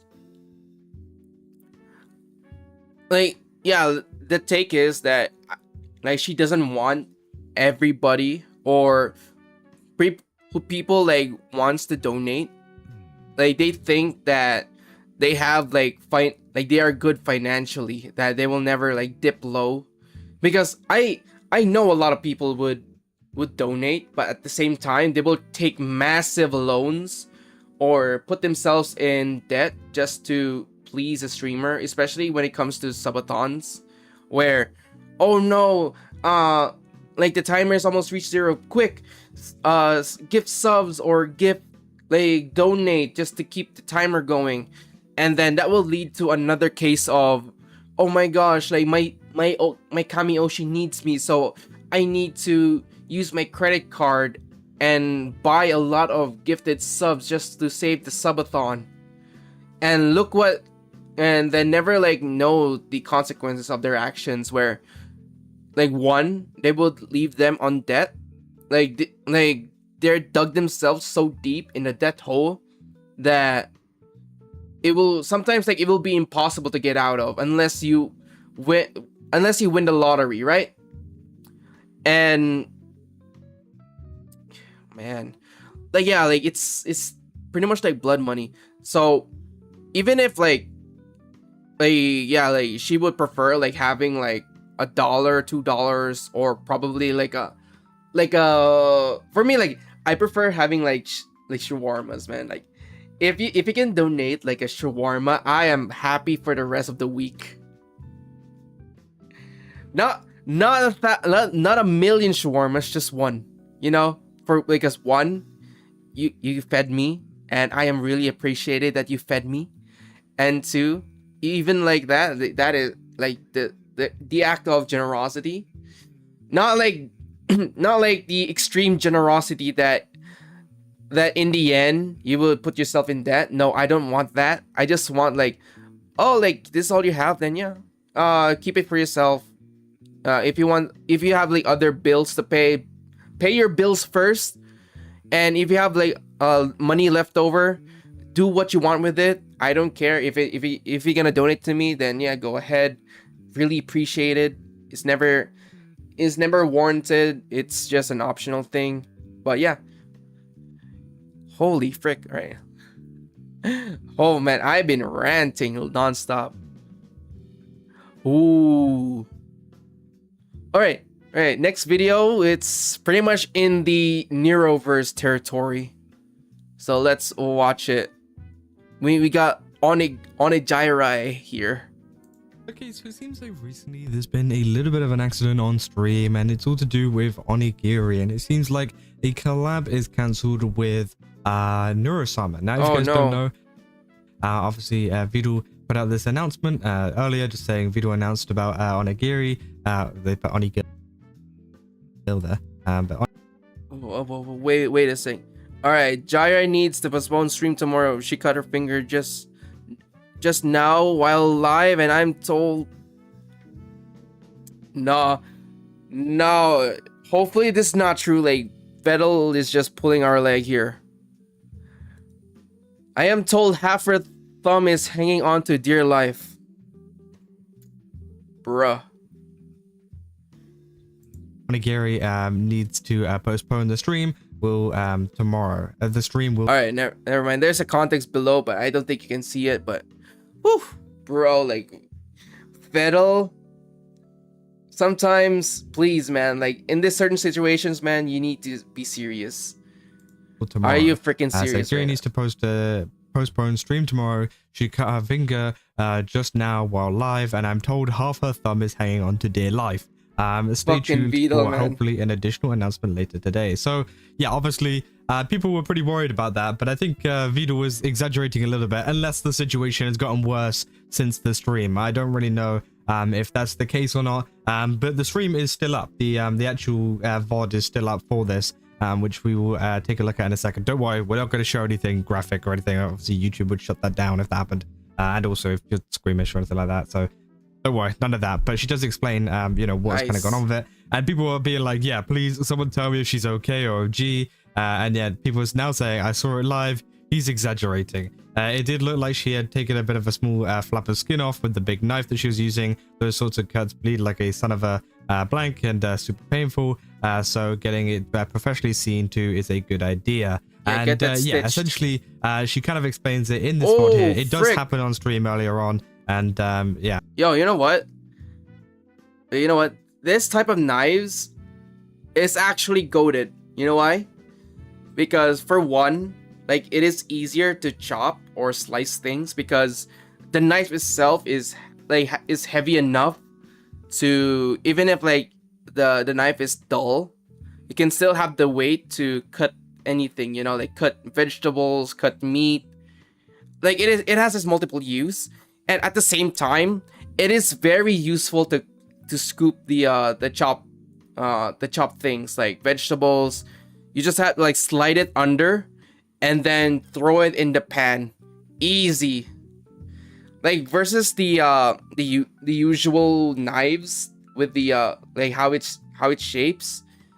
Like this one can hold a lot of ingredients in just one sweep. Yo, like this knife is goated. Yo, everyone should use this knife instead of the usual knives. Obviously, you can't really see it too much though, because it's like the camera's quite far away. But she does zoom in on her other thumb, not the one that's actually her other one, just to explain what happened. So here it is. Basically, like I was cutting, right? And I basically cut down, but I stopped basically towards this part. So this little top section is kind of, you know, off now, I guess. But because I don't want to like, obviously I don't want to peel the nail back or anything because it's kind of like up to maybe this depth. I don't want to ruin the flesh. And I also can't really check if the flesh is like really severed or not. I'm more worried about the flesh than the nail because the nail will grow back. Yo, oh my gosh, it reminds me when I was so young. Shit. All right, you know what? I'm just gonna tell you what happened when I was in kindergarten. I was very curious of using pencil sharpeners, right? And especially with my pinky finger. Like my pinky finger was so small, like it could fit the pencil sharpener. And you definitely, like, you know what happened? I pencil sharpened my nail, the nail of my pinky finger. Oh my gosh. You know what? Like, I'm just gonna stop it there because think about what happened. You know, think about what the aftermath of that. You can see, like, she's got a thumb out there. It's not like it's all covered in like blood or anything, and it's like the worst accident in the world, right? But it definitely is just one of those annoying ones, I think, that you just have to go get checked out anyways. Like, it doesn't seem like it's really going to cause that much problem, but it seems like it did like go through a nail or whatever, and it's just one of those things that needs to get checked up on. So yeah, people saying, oh, reminds me of an accident back in grade 6 home economics decades ago. We had some rattan weaving project as a lampshade for the lamp we made ourselves prior to this. I was trimming some sticks for weaving. I got a hold of a teacher's thin and sharp knife and well used for thin slice sashimi, and boy, I cut a skin off my finger and hanging like Vito's description. Size wasn't large, just a penny size, but hella painful for 12-year-old me, which yeah, obviously a lot of people have gone through this before. People say Vito is terrible at breaking bad news. Say, hey guys, the girl we're about to collab with just chopped her leg off. I'm told she's hoping to be, I'm told she's hopping her way to the hospital. We may need to move the stream schedule a little further. Bro, thumbs what up. the heck? Which yeah, obviously, I mean, it's quite a, it's a very British way to kind of announce it, I guess. I can understand 100%. You kind of just like, yeah, so basically she just, got into an accident and, yeah, anyways, stream schedule's, postponed for tomorrow. So yeah, obviously there won't be a stream, I'm assuming. He does say, hopefully, stay tuned, hopefully, for an additional announcement. So maybe it might be back on or something. You never know. But yeah, people said, I hope Gary is okay after that. Sounds nasty. Hope for a good recovery. Said this was an exaggeration, right? They said, yeah, it's not quite that bad. And yeah, obviously, it really isn't that bad. You can see, throughout this stream, she's like moving about. You can see it looks fine from here, right? But obviously, whenever you actually take a look at it closer, there's, it obviously did hurt. It's not like she didn't injure herself or anything like that. Obviously, she did. But the exaggeration makes it sound like she's just gone like that, and it's just completely gone, which obviously is not the case. That did not happen. It literally just is a little nick off the top of of her thumb, and that's it, right? So if you did fall for Vidal's, you know, kind of exaggeration, right? Man, freaking don't Vidal, worry. man. I'm saying delivery could use a little work, lol. Hopefully it'll heal well, especially considering her plans are to make to have Neuro give her a workout session. So she may lose her thumb. Swarm, okay. You know, I hope only J-Ra is okay. Saying general rule of thumb: look before you cut. She took off her thumb. What next? Right, that's crazy. People making jokes about it. Hopefully she's okay. I assume she's preparing food, and the knives she uses are very sharp. And yeah, I'm pretty sure it's her own one, like her own knife that she sells or whatever. She literally promoted it whenever she was cutting the stuff, saying like, "Oh, you know that was quite sharp. It went into my finger." And she's like, by the way, you can buy it at my site. That's cool. I mean, hey, I mean, that's a pretty good advertisement, I would say, for a knife, and the sharpness of it is just maybe not in the right way that you would really want it to be, right? Saying, Vidal, this would be 10% funny if you added the last line after everyone knew it isn't serious. Saying, 07, where am I gone? 07, hope she's okay, and what's left of her thumb quickly. Are there any clips to check how bad it really is? Not finding anything. And yeah, there is the clip. Obviously, we went through it. She is fine. And I just kind of wanted to make this video to make people know that it is, you know, it's not like a horrible accident that like might end up on live stream fails one, you know, and everybody's going to be talking about it. No, it's just like a small little, like, you know, accident. Lots of people get it in the kitchen or whatever, whenever they're, you know, using knives and whatnot. It just means that, you know, maybe she has to get it checked out, and, you know, that's going to have to postpone their collab stream. So, and here is just a little bit of the rest of the clip, obviously just kind of ending up, you know, ending the stream and going to the hospital, essentially. Okay, cool. All right, I'll do that. Emergency. Is this really ER? Emergency ER Tokyo. Oh, okay. Okay. All right, chat. Apologies. Not my best work today. Not my best work today. But we will recollect ourselves for tomorrow. And tomorrow will be a great day. Okay. Well, tomorrow will be a great day. And we also have the collab with Neuro. Especially since you were cutting food. It can get infected not trying to be Dr. Well, it was Pepper. It was Pepper. I'm just not... And yeah, I think that is the most oh, okay, it's obviously trying to play something else now. But I think that is the most kind of concerning part of it, is more so like the infection and stuff afterwards, right? Yep. It's not necessarily the cut itself. You could see like she's moving her fingers around fine, touching it even like this. So again, it's not like she can't move it or anything, and it's like it's actually that bad. But yeah, obviously it's just usually the kind of problem of, you know, is it infected or not? And you just need to get that checked out by a doctor, and yeah, that takes time. So no collab tomorrow, obviously. But she did say in the stream that she was still looking forward to the collab, but I'm assuming this changed afterwards or something like that. Maybe you know, something got maybe the doctor was like, no, you can't, like, you know, go back to cutting vegetables on stream for a little bit or something like that, because again, she did say that she was still looking forward to doing it even after all of that stuff happened. But yeah, obviously something happened, and Vidal has put out a kind of announcement of that. So yeah, obviously moral of the story is always look at what you're cutting, and always pay attention to what you're doing, else you might accidentally cut your thumb. And also as well, maybe don't exaggerate announcements whenever it comes to you know, something like that people would genuinely get worried about, because obviously this makes it seem like, you know, her fingers like hanging on by a thread or something. That's not the case, as you saw from the clip.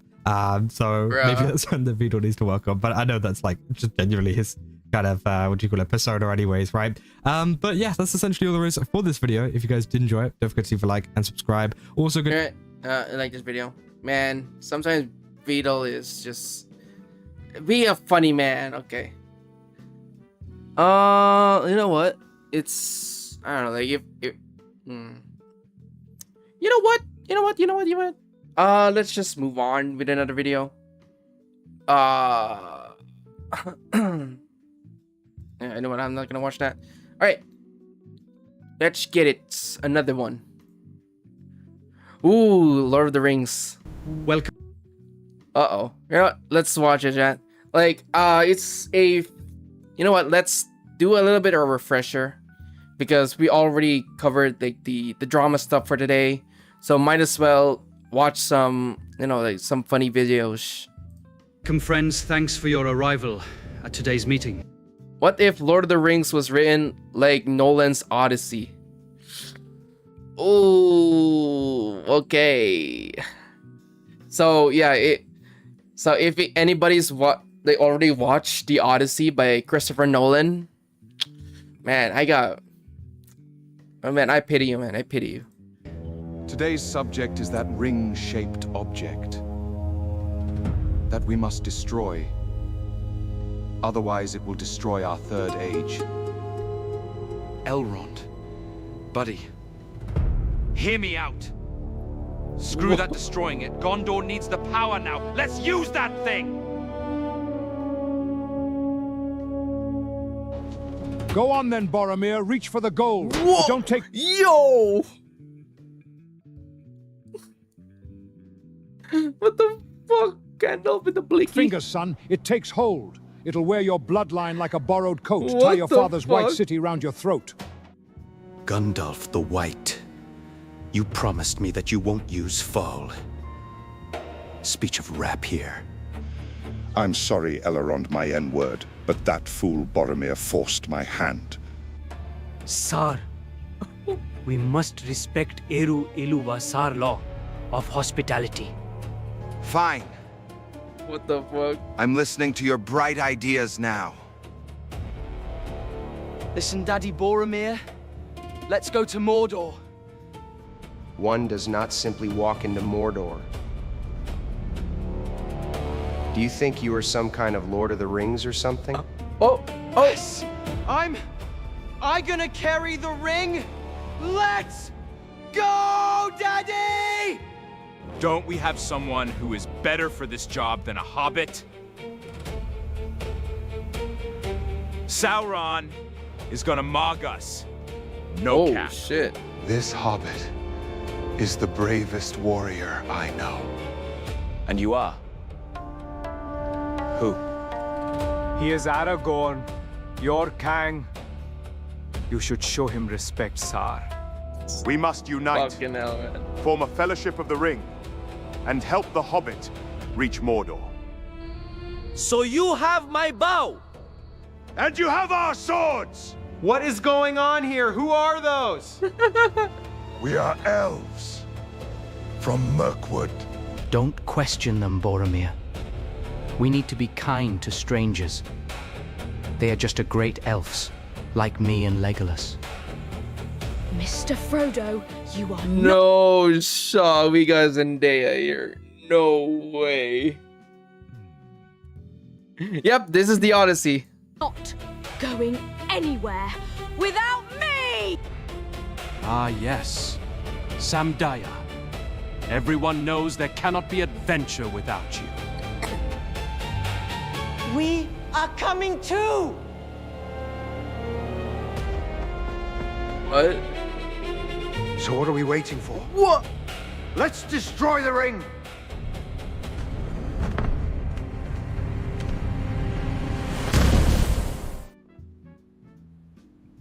So... this just happened. Great.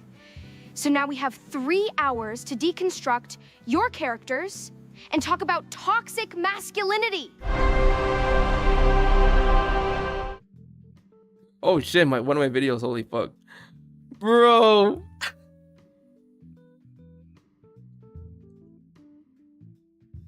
Yep, this is the accurate. It's holy fuck. Holy shit, man. It's good. All right, let's move on to it. Oh, hell yeah. Another topic. Over the past few years, we've been asking the same question to the gaming industry. Why do game studios insist, I mean really insist on political correctness? Right. It is not the entire games industry. It's more on the Western part. If you don't know what I'm talking about, it's pretty much like most here's like there are some Western game studios that are lenient towards like political correctness or just for sake of representation, or just make things like more, like make things more ugly, to be fair. And TEI on video games. If you ask me, I think political correctness, aka wokeness, is killing the gaming industry. Real? Sales are failing, there are giant layoffs, studios are closing down. There are too many examples. Concord, Dragon Age, The Vanguard, Star Wars Outlaws, The Last of Us, Part 2, Saints Row 2022, Forspoken, Assassin's Creed Shadows. The list goes on. But there are always two sides to a story. We say wokeness is ruining video games, and there's other side that says we need wokeness and TEI in games and movies. Yo, like whoever says, or hold on. Side that says we need wokeness. Whoever says this, they are just living under a rock, because they already know, like we already have the data, or we already seen the consequences of each and every game studios that are pushing like wokeness or representation in video games and movies. You know what happened? They always get backlash. Their products fails, and especially that they will just ultimately shut down their game studios. Look what happened to Concord. Look what happened to, my God, like High Guard. Yes. All right, like High Guard is pretty much different, but hold on. Oh my gosh, like I'll be right back. Oh my God. Uh-oh. Man, looks like some magic's about to happen, but yeah, I'll be right back. Get yourself some water, food, stand up, stretch. I'll be right back.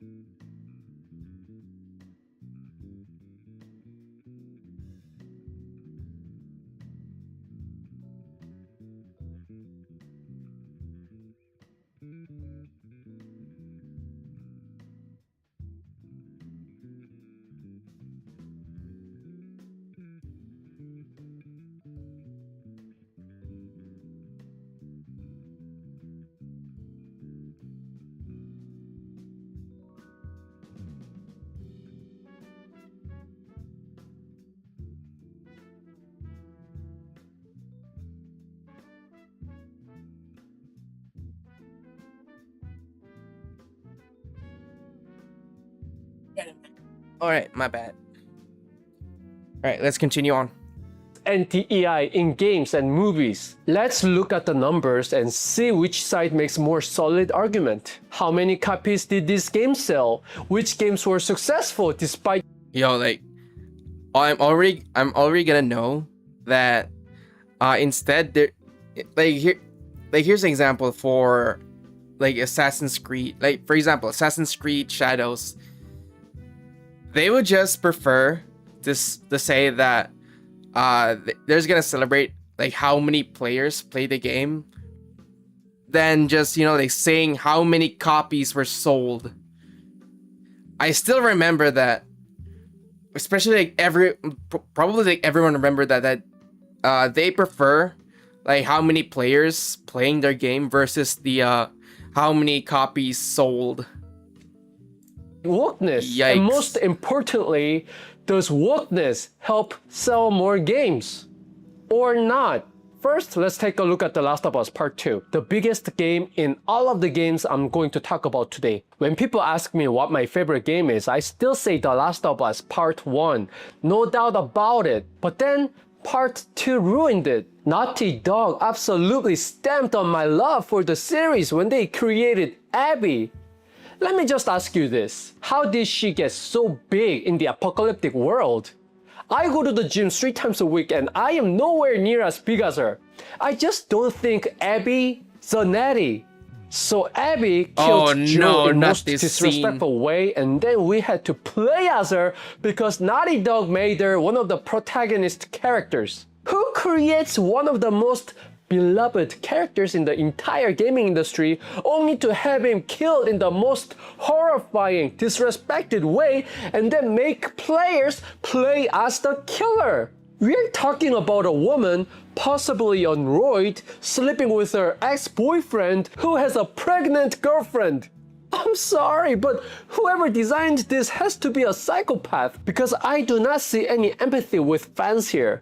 Some people... Man, it's freaking Neil Drunkman. Neil Drunkman. I guess he was so drunk that during like the write-up of the story for the game, like he was too drunk and like tell his writers, yo, how about we're gonna make a an antagonist which is also like a protagonist. Let her kill the main protagonist from the first game and let the player play as her, and then we're gonna put a lot of like spicy scenes into the game. Yeah, that sure is gonna be a banger of a game. Yep, true story. He was too drunk and just, you know, just tell the writers to write that shit up. Might say, you're wrong, said Play. Because The Last of Us Part 2 sold more than 10 million copies, it was a big success. I agree. The Last of Us Part 2 had an incredibly strong launch. It sold more than 4 million copies in just 3 days, making it the fastest selling PS4 first-party exclusive at the time. However, its sales growth slowed significantly after that explosive start. Yep. According to the last official figure released by Naughty Dog, The Last of Us Part 2 had sold more than 10 million copies by the spring of 2022. In other words, 4 million copies were sold during the first 3 days, while roughly 6 million additional copies were sold over the following 21 months. The Last of Us Part 1, including the PS3 version and the PS4 remaster, had sold more than 20 million copies by 2019. Damn. So the power of The Last of Us Part 1 boosted the sales of the Part 2 at the beginning, but with all the backlash and disappointment, the sales dropped fast. It was successful, yes, But if The Last of Us Part 2 created characters and story that us players could sympathize with, I am sure the sales would have been much, much higher. Right now, Naughty Dog is working on Intergalactic: The Heretic Prophet, but if you look at the trailer, there are 120,000 likes and 320,000 dislikes. So yeah, the controversies of The Last of Us Part 2 will probably have negative effect on Intergalactic sales, just as how the first Last of Us gave a strong push to the Part 2 at the beginning. Next game is Saints Row 2022, but I call it Saints Row Hipster. The 2022 Saints Row reboot was criticized for replacing the violent gangsters and offensive humor with a more diverse group of young hipsters worried about rent and student loans. Let me tell you one thing. I loved Johnny Get from the Saints Row, okay? Because a Korean actor played him and Korean blood was flowing in his veins. And this guy, Kevin, he's obviously the replacement of Johnny, but he ain't my Johnny. He ain't my Johnny. Not only did they turn him into a younger hipster, he's also a pansexual. What? And that he dated men too.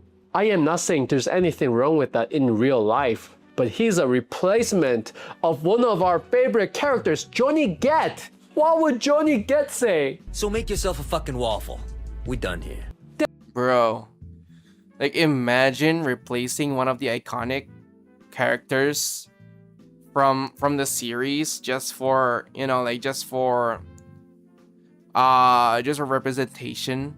Oh yeah, we're gonna replace one of the iconic characters from the Saints Row series for this person right here that would, you know, like we will magnify his gender, and you know, like just showing off like, oh yeah, like this guy is pansexual. Man, all that just for representation. Damn, I miss Johnny. Critics argued that the developers prioritized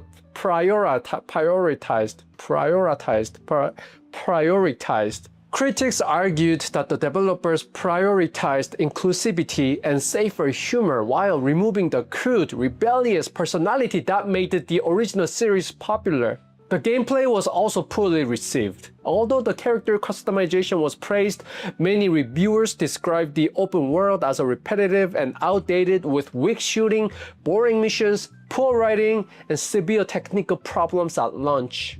An unofficial report estimated that it sold around 1.7 million copies, which was far less than expected, and its developer Volition was later shut down, ending 30-year history of game making. There Such a you shame. go. Next, we have Dragon Age: The Veilguard. Yo, you know what? That is a grim reminder that even you think that you were chasing for the quote-unquote modern audience, there's no such thing as the modern audience. And you know what? For chasing the money for the modern audience just by removing iconic characters just for the sake of inclusivity, diversity, and just overall representation, just to tick off a bunch of boxes, this is what you get. This is what you absolutely get. This is what you deserve. Because from that point, you lose the interest of your core audience that loves your games, loves the series from the start. You ruined that chance, and now they're leaving. And with that in turn, you shut down your studio. Bravo. That's a grim reminder for every studio ever. No way, this game is worse than Concord because it's so direct with its messages. The companion Tash comes out as non-binary, and their storyline uses modern terms and discussions about pronouns that some players felt were unnatural in a medieval fantasy setting. Real? So, I'm non-binary. What does that mean? It means I don't feel like a man or a woman. If you are neither a man nor a woman, then what are you? Non-binary. I just said, and I'm going to use they instead of she from now on. What kind of reaction? Who the fuck asked? Who the fuck asked, man? Instead of, you know, like discussing like important stuff, like important part of the mission, or like the epic saga where, oh yeah, tomorrow we're gonna fight a big dragon, we're gonna take its loot, and then we're gonna ride off into the sunset. No, we're just gonna have like a candlelit dinner, and we're just gonna talk about gender and pronouns.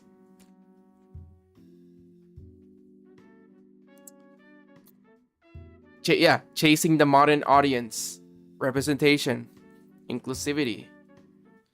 Who freaking asked? Did the developers expect from gamers? Yes, saying the right pronoun is very important. Thank you, Dragon Age Bellegarde. Or, what the F is this? What do you think is the more likely reaction? Why would gamers want pronoun lessons from games they pay with their money? Real? We pay money for entertainment, not to learn lessons that has nothing to do with the game. The gameplay also received mixed reviews. Although the action combat was polished and visually impressive, many longtime fans were disappointed by the removal of tactical party control. Combat could become repetitive, enemies were often overly durable, and player choices felt limited. EA did not reveal an exact sales figure. Instead, it reported that the game had reached approximately 1.5 million players during its Classic. Oh my god, bro. Like they're doing the same shit as Ubisoft. Ah, bro. God. These publishers, man, they are detached from reality, man. Like they think they can make bank. They think they can make money out of this shit, man, but no. You are just pandering the minority, bro. This is not how you run your business. Oh my god, man. They think they could pull a fast one. launch quarter, nearly 50% below the company's expectations. And then there's Concord, the biggest flop in the gaming history, and another Sony first game like The Last of Us Part 2. I mentioned this game so many times before, so I'm just gonna keep it short. When you see the list of the characters in this game, it's weird that there's not a single blonde white woman in this game. Isn't that weird? Does game and movie industries have something against casting white women now? Next is Assassin's Creed Shadows. Oh, no. This game became controversial because Ubisoft chose Yasuke, a real... Bro, like, man. Like back then, I was so looking forward to play an Assassin's Creed game that is set in feudal Japan. And then we got this. I want a... Like, if it's like in Japan, I want the protagonist, the entirety of the protagonist. I want everyone to be Japanese because the setting is Japan, and yeah, like even if like there are tales of Yasuke, but still like in real history, Yasuke is a retainer, not a freaking samurai. Well, yeah, but it's fiction. Blah, blah, blah, blah. I don't give a fuck, man. Either be the main protagonist should always be tied to what country or what setting it is, not like putting another representation stunt just to garner up some brownie points and just to get like modern audience. Like, who the fuck is the modern audience? Like, holy shit, man. And then they will pull the same thing as EA does. Like, instead of like reporting like how many copies sold, they will just report like how many players who played their game. Like, bro, there's this thing called Game Pass. There's this thing called free trials. Bro, like this is why Shadows failed.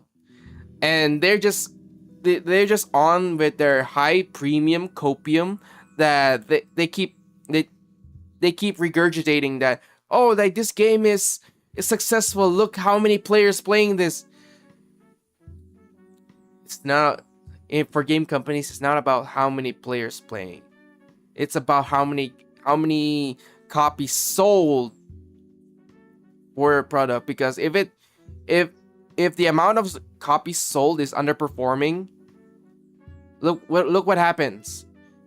Your publisher won't like that. You're like, everyone's not gonna like that, especially for the suits that are sitting on top.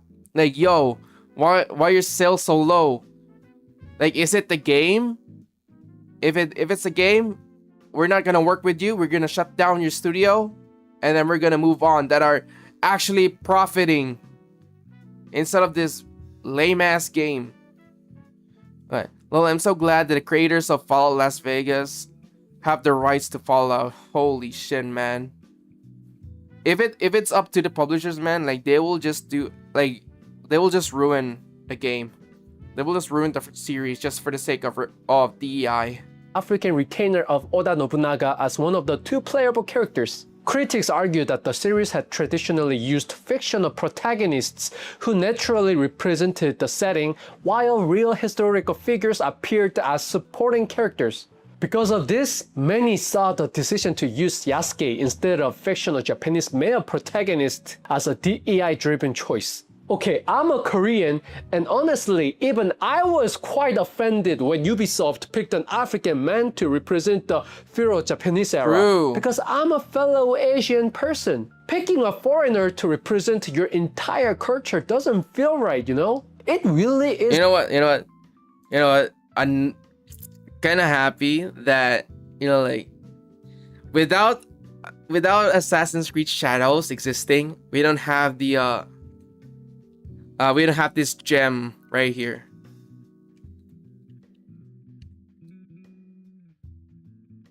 Oh, frick. Alright, I'll just... Over the past few years... Hold on. Trailer. This gem right here. I am Oda Nobunaga. I am daimyo. You shall be my samurai, Yasuke. You will help me.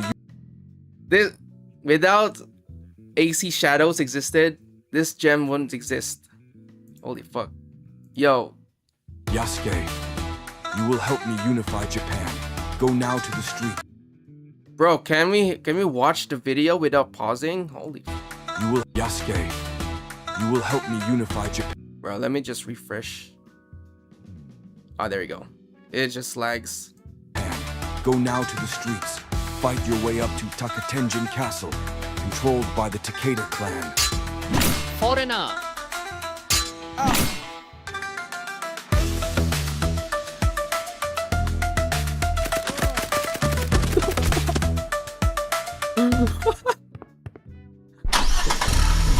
For the Takeda clan! Oh my god, oh come on. Yo, come on, man. Holy shit.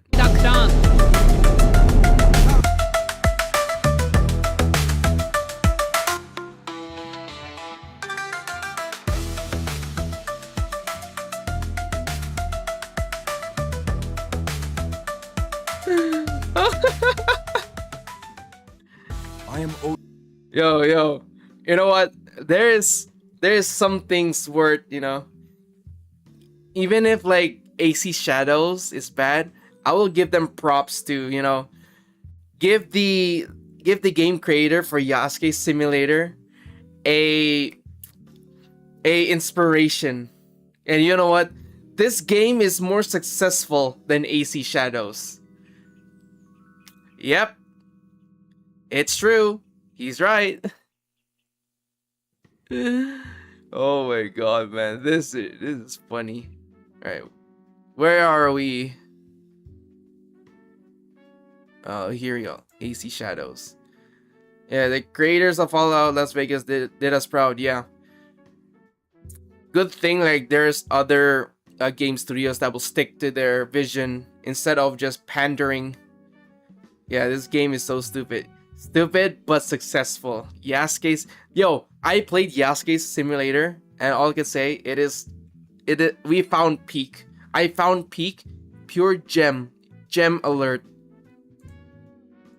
Its final sale. Right. Famitsu, a famous game magazine in Japan, traditionally used fictional protagonists who naturally represented the setting, while real historical figures appeared as supporting characters. Because of this, many saw the decision to use Yasuke instead of fictional Japanese male protagonist as a DEI-driven choice. Okay, I'm a Korean, and honestly, even I was quite offended when Ubisoft picked an African man to represent the feudal Japanese era. Because I'm a fellow Asian person. Picking a foreigner to represent your entire culture doesn't feel right, you know? It really... Like, here's the crazy part. Like, imagine having a white person represents Africa in an AC game. Imagine that. Like, imagine the backlash, the outrage. Well, hey. At least we're ticking the box for diversity, right? Right? Yeah? Holy fuck, man. This is insulting. If a Korean person feels this way, imagine how a Japanese person would feel. The game sold poorly in Japan, even though it was the first main Assassin's Creed game that was set in Japan. Famitsu, a famous game magazine in Japan, estimated that the PS5 version of Assassin's Creed Shadows sold only around 18,000 physical copies during the first 4 days, placing 5th on the weekly chart. In overall, its final sales are estimated to be around 5.7 million copies. I admit that is a big number, but considering the strength of the Assassin's Creed brand and the expectations surrounding the game, it is still relatively disappointing for Ubisoft. It appears to have finished only And you know what? Look what happened to Ubisoft. They had to like sold their assets or sold the main big 3 games to what is it, like Tencent, because they can't keep up with the losses, or they're just running out of money, so they have to ask Tencent to, you know, buy a portion of the studio just to be afloat, because this is what happens when you try to like pander instead of just sticking to the essence of what made Assassin's Creed great.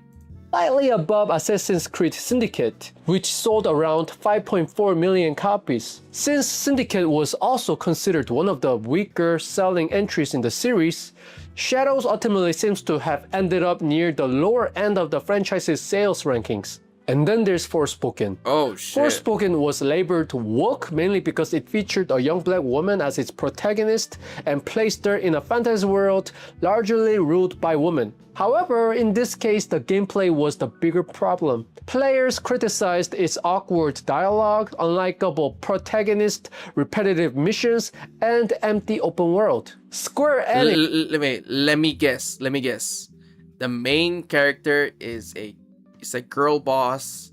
No personalities is strong, but no there's no drawbacks. Everything is just perfect. Just pure girl bossing. Like that, holy shit, man. If I were to play that long just to like hear some from shitty voice lines, or just, you know, like learning from her personality alone, yo, like I would just get a refund, because I don't want to sit like hours just to listen to to a main character just, you know, like being, oh my god, like I can be the best. I am the best. Blah blah blah blah. Holy shit, man! Like that is just weak character development right there. All right, Fallout New Vegas is a 2010 action RPG by Obsidian Entertainment did us Fallout gamers proud. True. It's never revealed an exact sales figure, but officially described the game's sales as lackluster. Star Wars Outlaws faced similar criticism for choosing a woman of color as its protagonist. Some players also accused Ubisoft of making Kay Vass less conventionally attractive than the actress who portrayed her. This game also had a lot of problems with the gameplay, and Ubisoft... Another thing is that, alright, I'll bring back the argument of having ugly characters. For example, I will bring an example of Stellar Blade.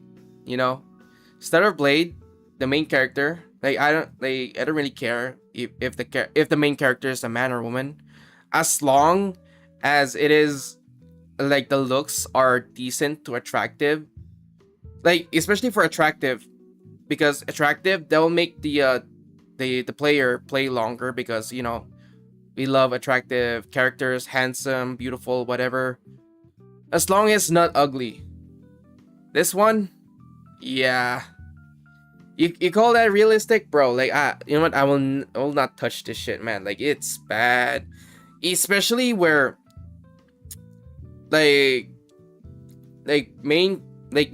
just by looks alone, if the character has like bad personality or just garbage personality, you know what? I'm going for a refund as well. Straight officially away. admitted that sales were below expectations, while an unofficial report estimated that it sold only around 1 million copies during its first month.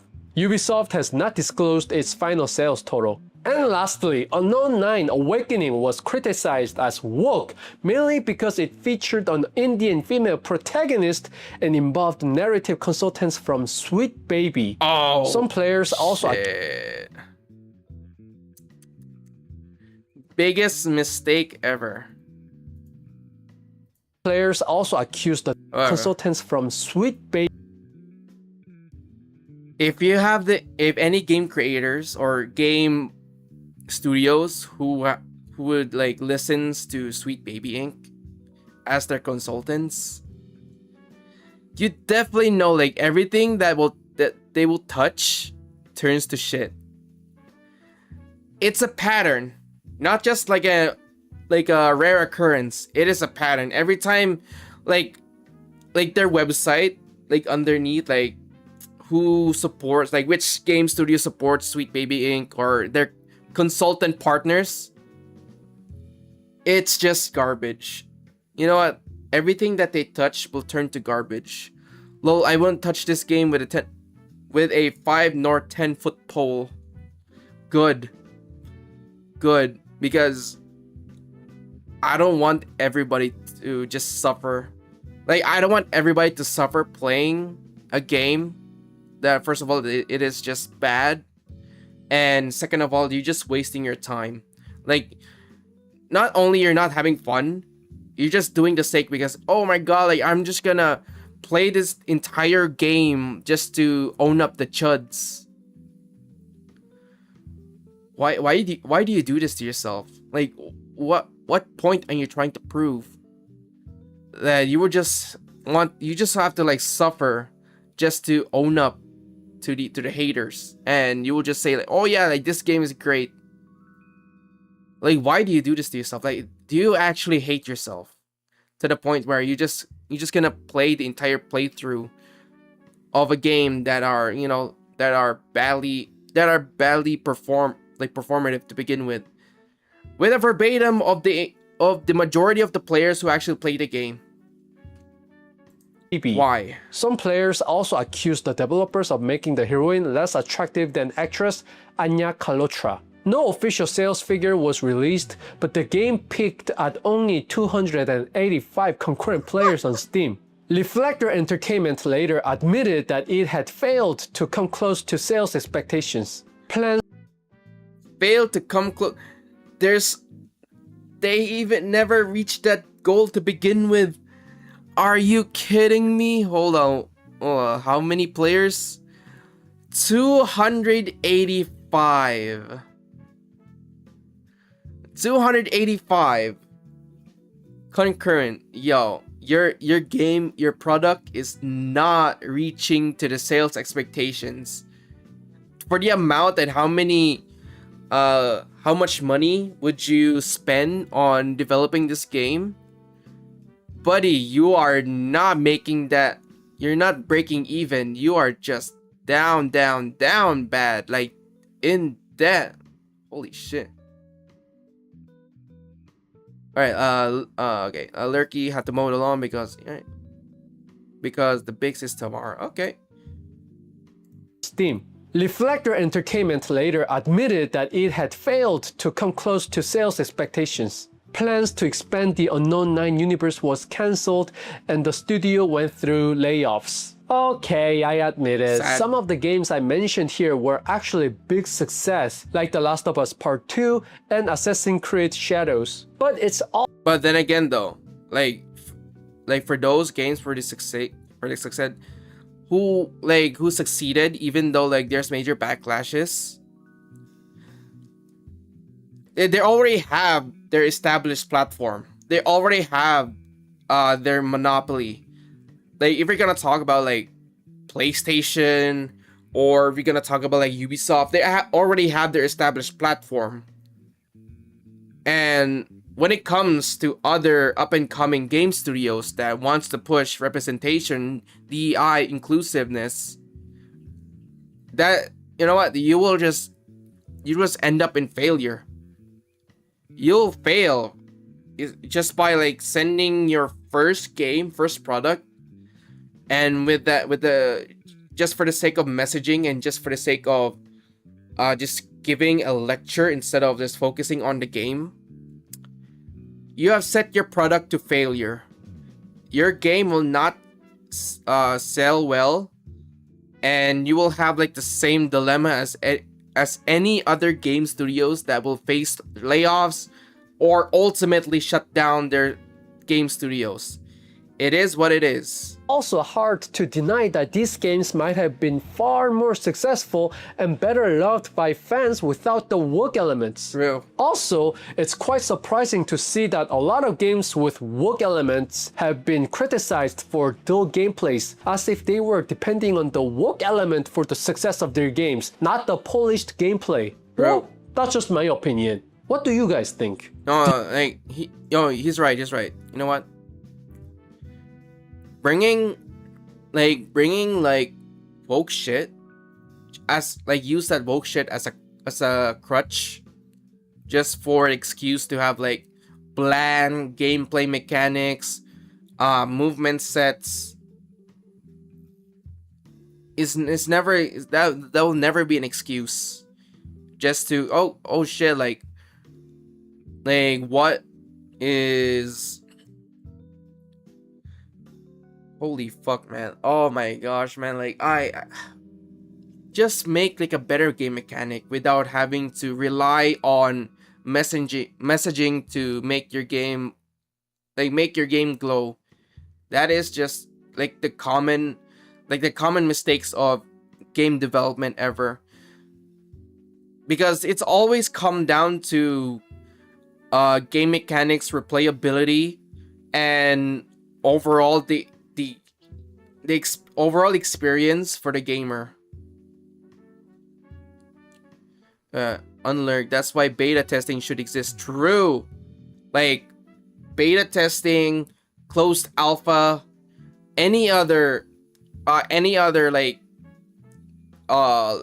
methods just to test your product to see if it thrives when it comes to release, officially release. That should be it, you know?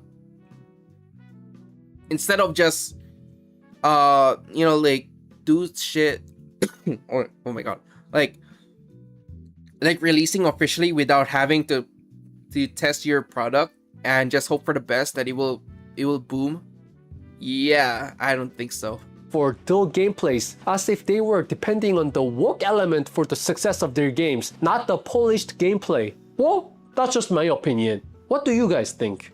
Do you think we still need woke elements in the gaming industry? Or are you guys tired of it like I am? If you are tired, how much longer do you think this is going to last in the Western gaming industry? Hopefully not too long. Well, thank you so much for watching. If you liked the video, please like and subscribe. They give me so much power. And good game, YouTube.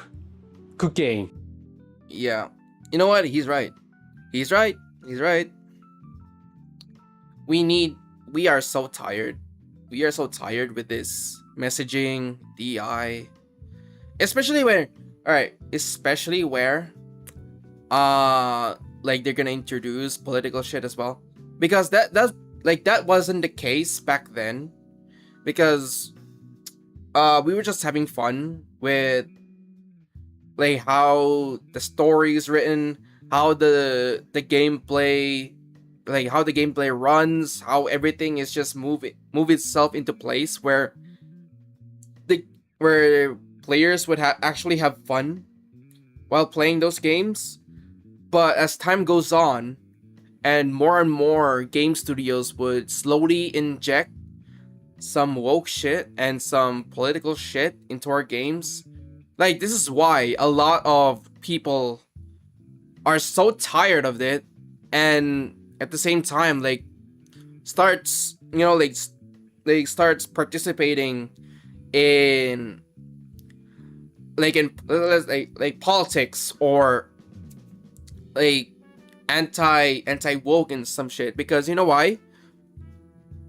They just, you know, like they just introduce or they just invade our hobbies. Like if they didn't like touch our hobbies like video games and other stuff, we won't be here like just be like antis, or we won't be here discussing like politics whatsoever. We will just be talking about games because we are enjoying playing games. So it is what it is. Like they touch our games, and now they seen the wrath of every gamer ever. So yeah. Well, okay, that's a pretty long rant. Or I don't know, like sometimes I do ramble, but at the end of the day, I love to ramble. I like to talk about things and just having fun in the end. But oh shit. Uh-oh. Alright, there we go. Alright. Oh shit, we actually hit the 4-hour mark, so I'm just gonna end it here.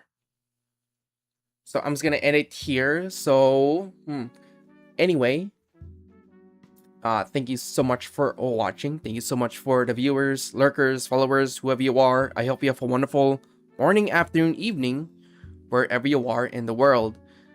And holy shit, what the fuck's happening? Like everything's just flashing. All right. I'm just gonna close here. Like I don't think that I could raid, because like there's nobody to raid because they're actually like doing some shit. But I don't know. Like I'm just gonna end it here. Stream would be like I'll be streaming tomorrow as well, same time. We're gonna run it back. You know, we're gonna run it back because I am actually having fun and actually interacting with anyone here, especially with King. But yeah. I will stream tomorrow, same time. Be there, be square. And yeah, I will see you guys tomorrow. And take care of yourselves. Peace. Bye-bye.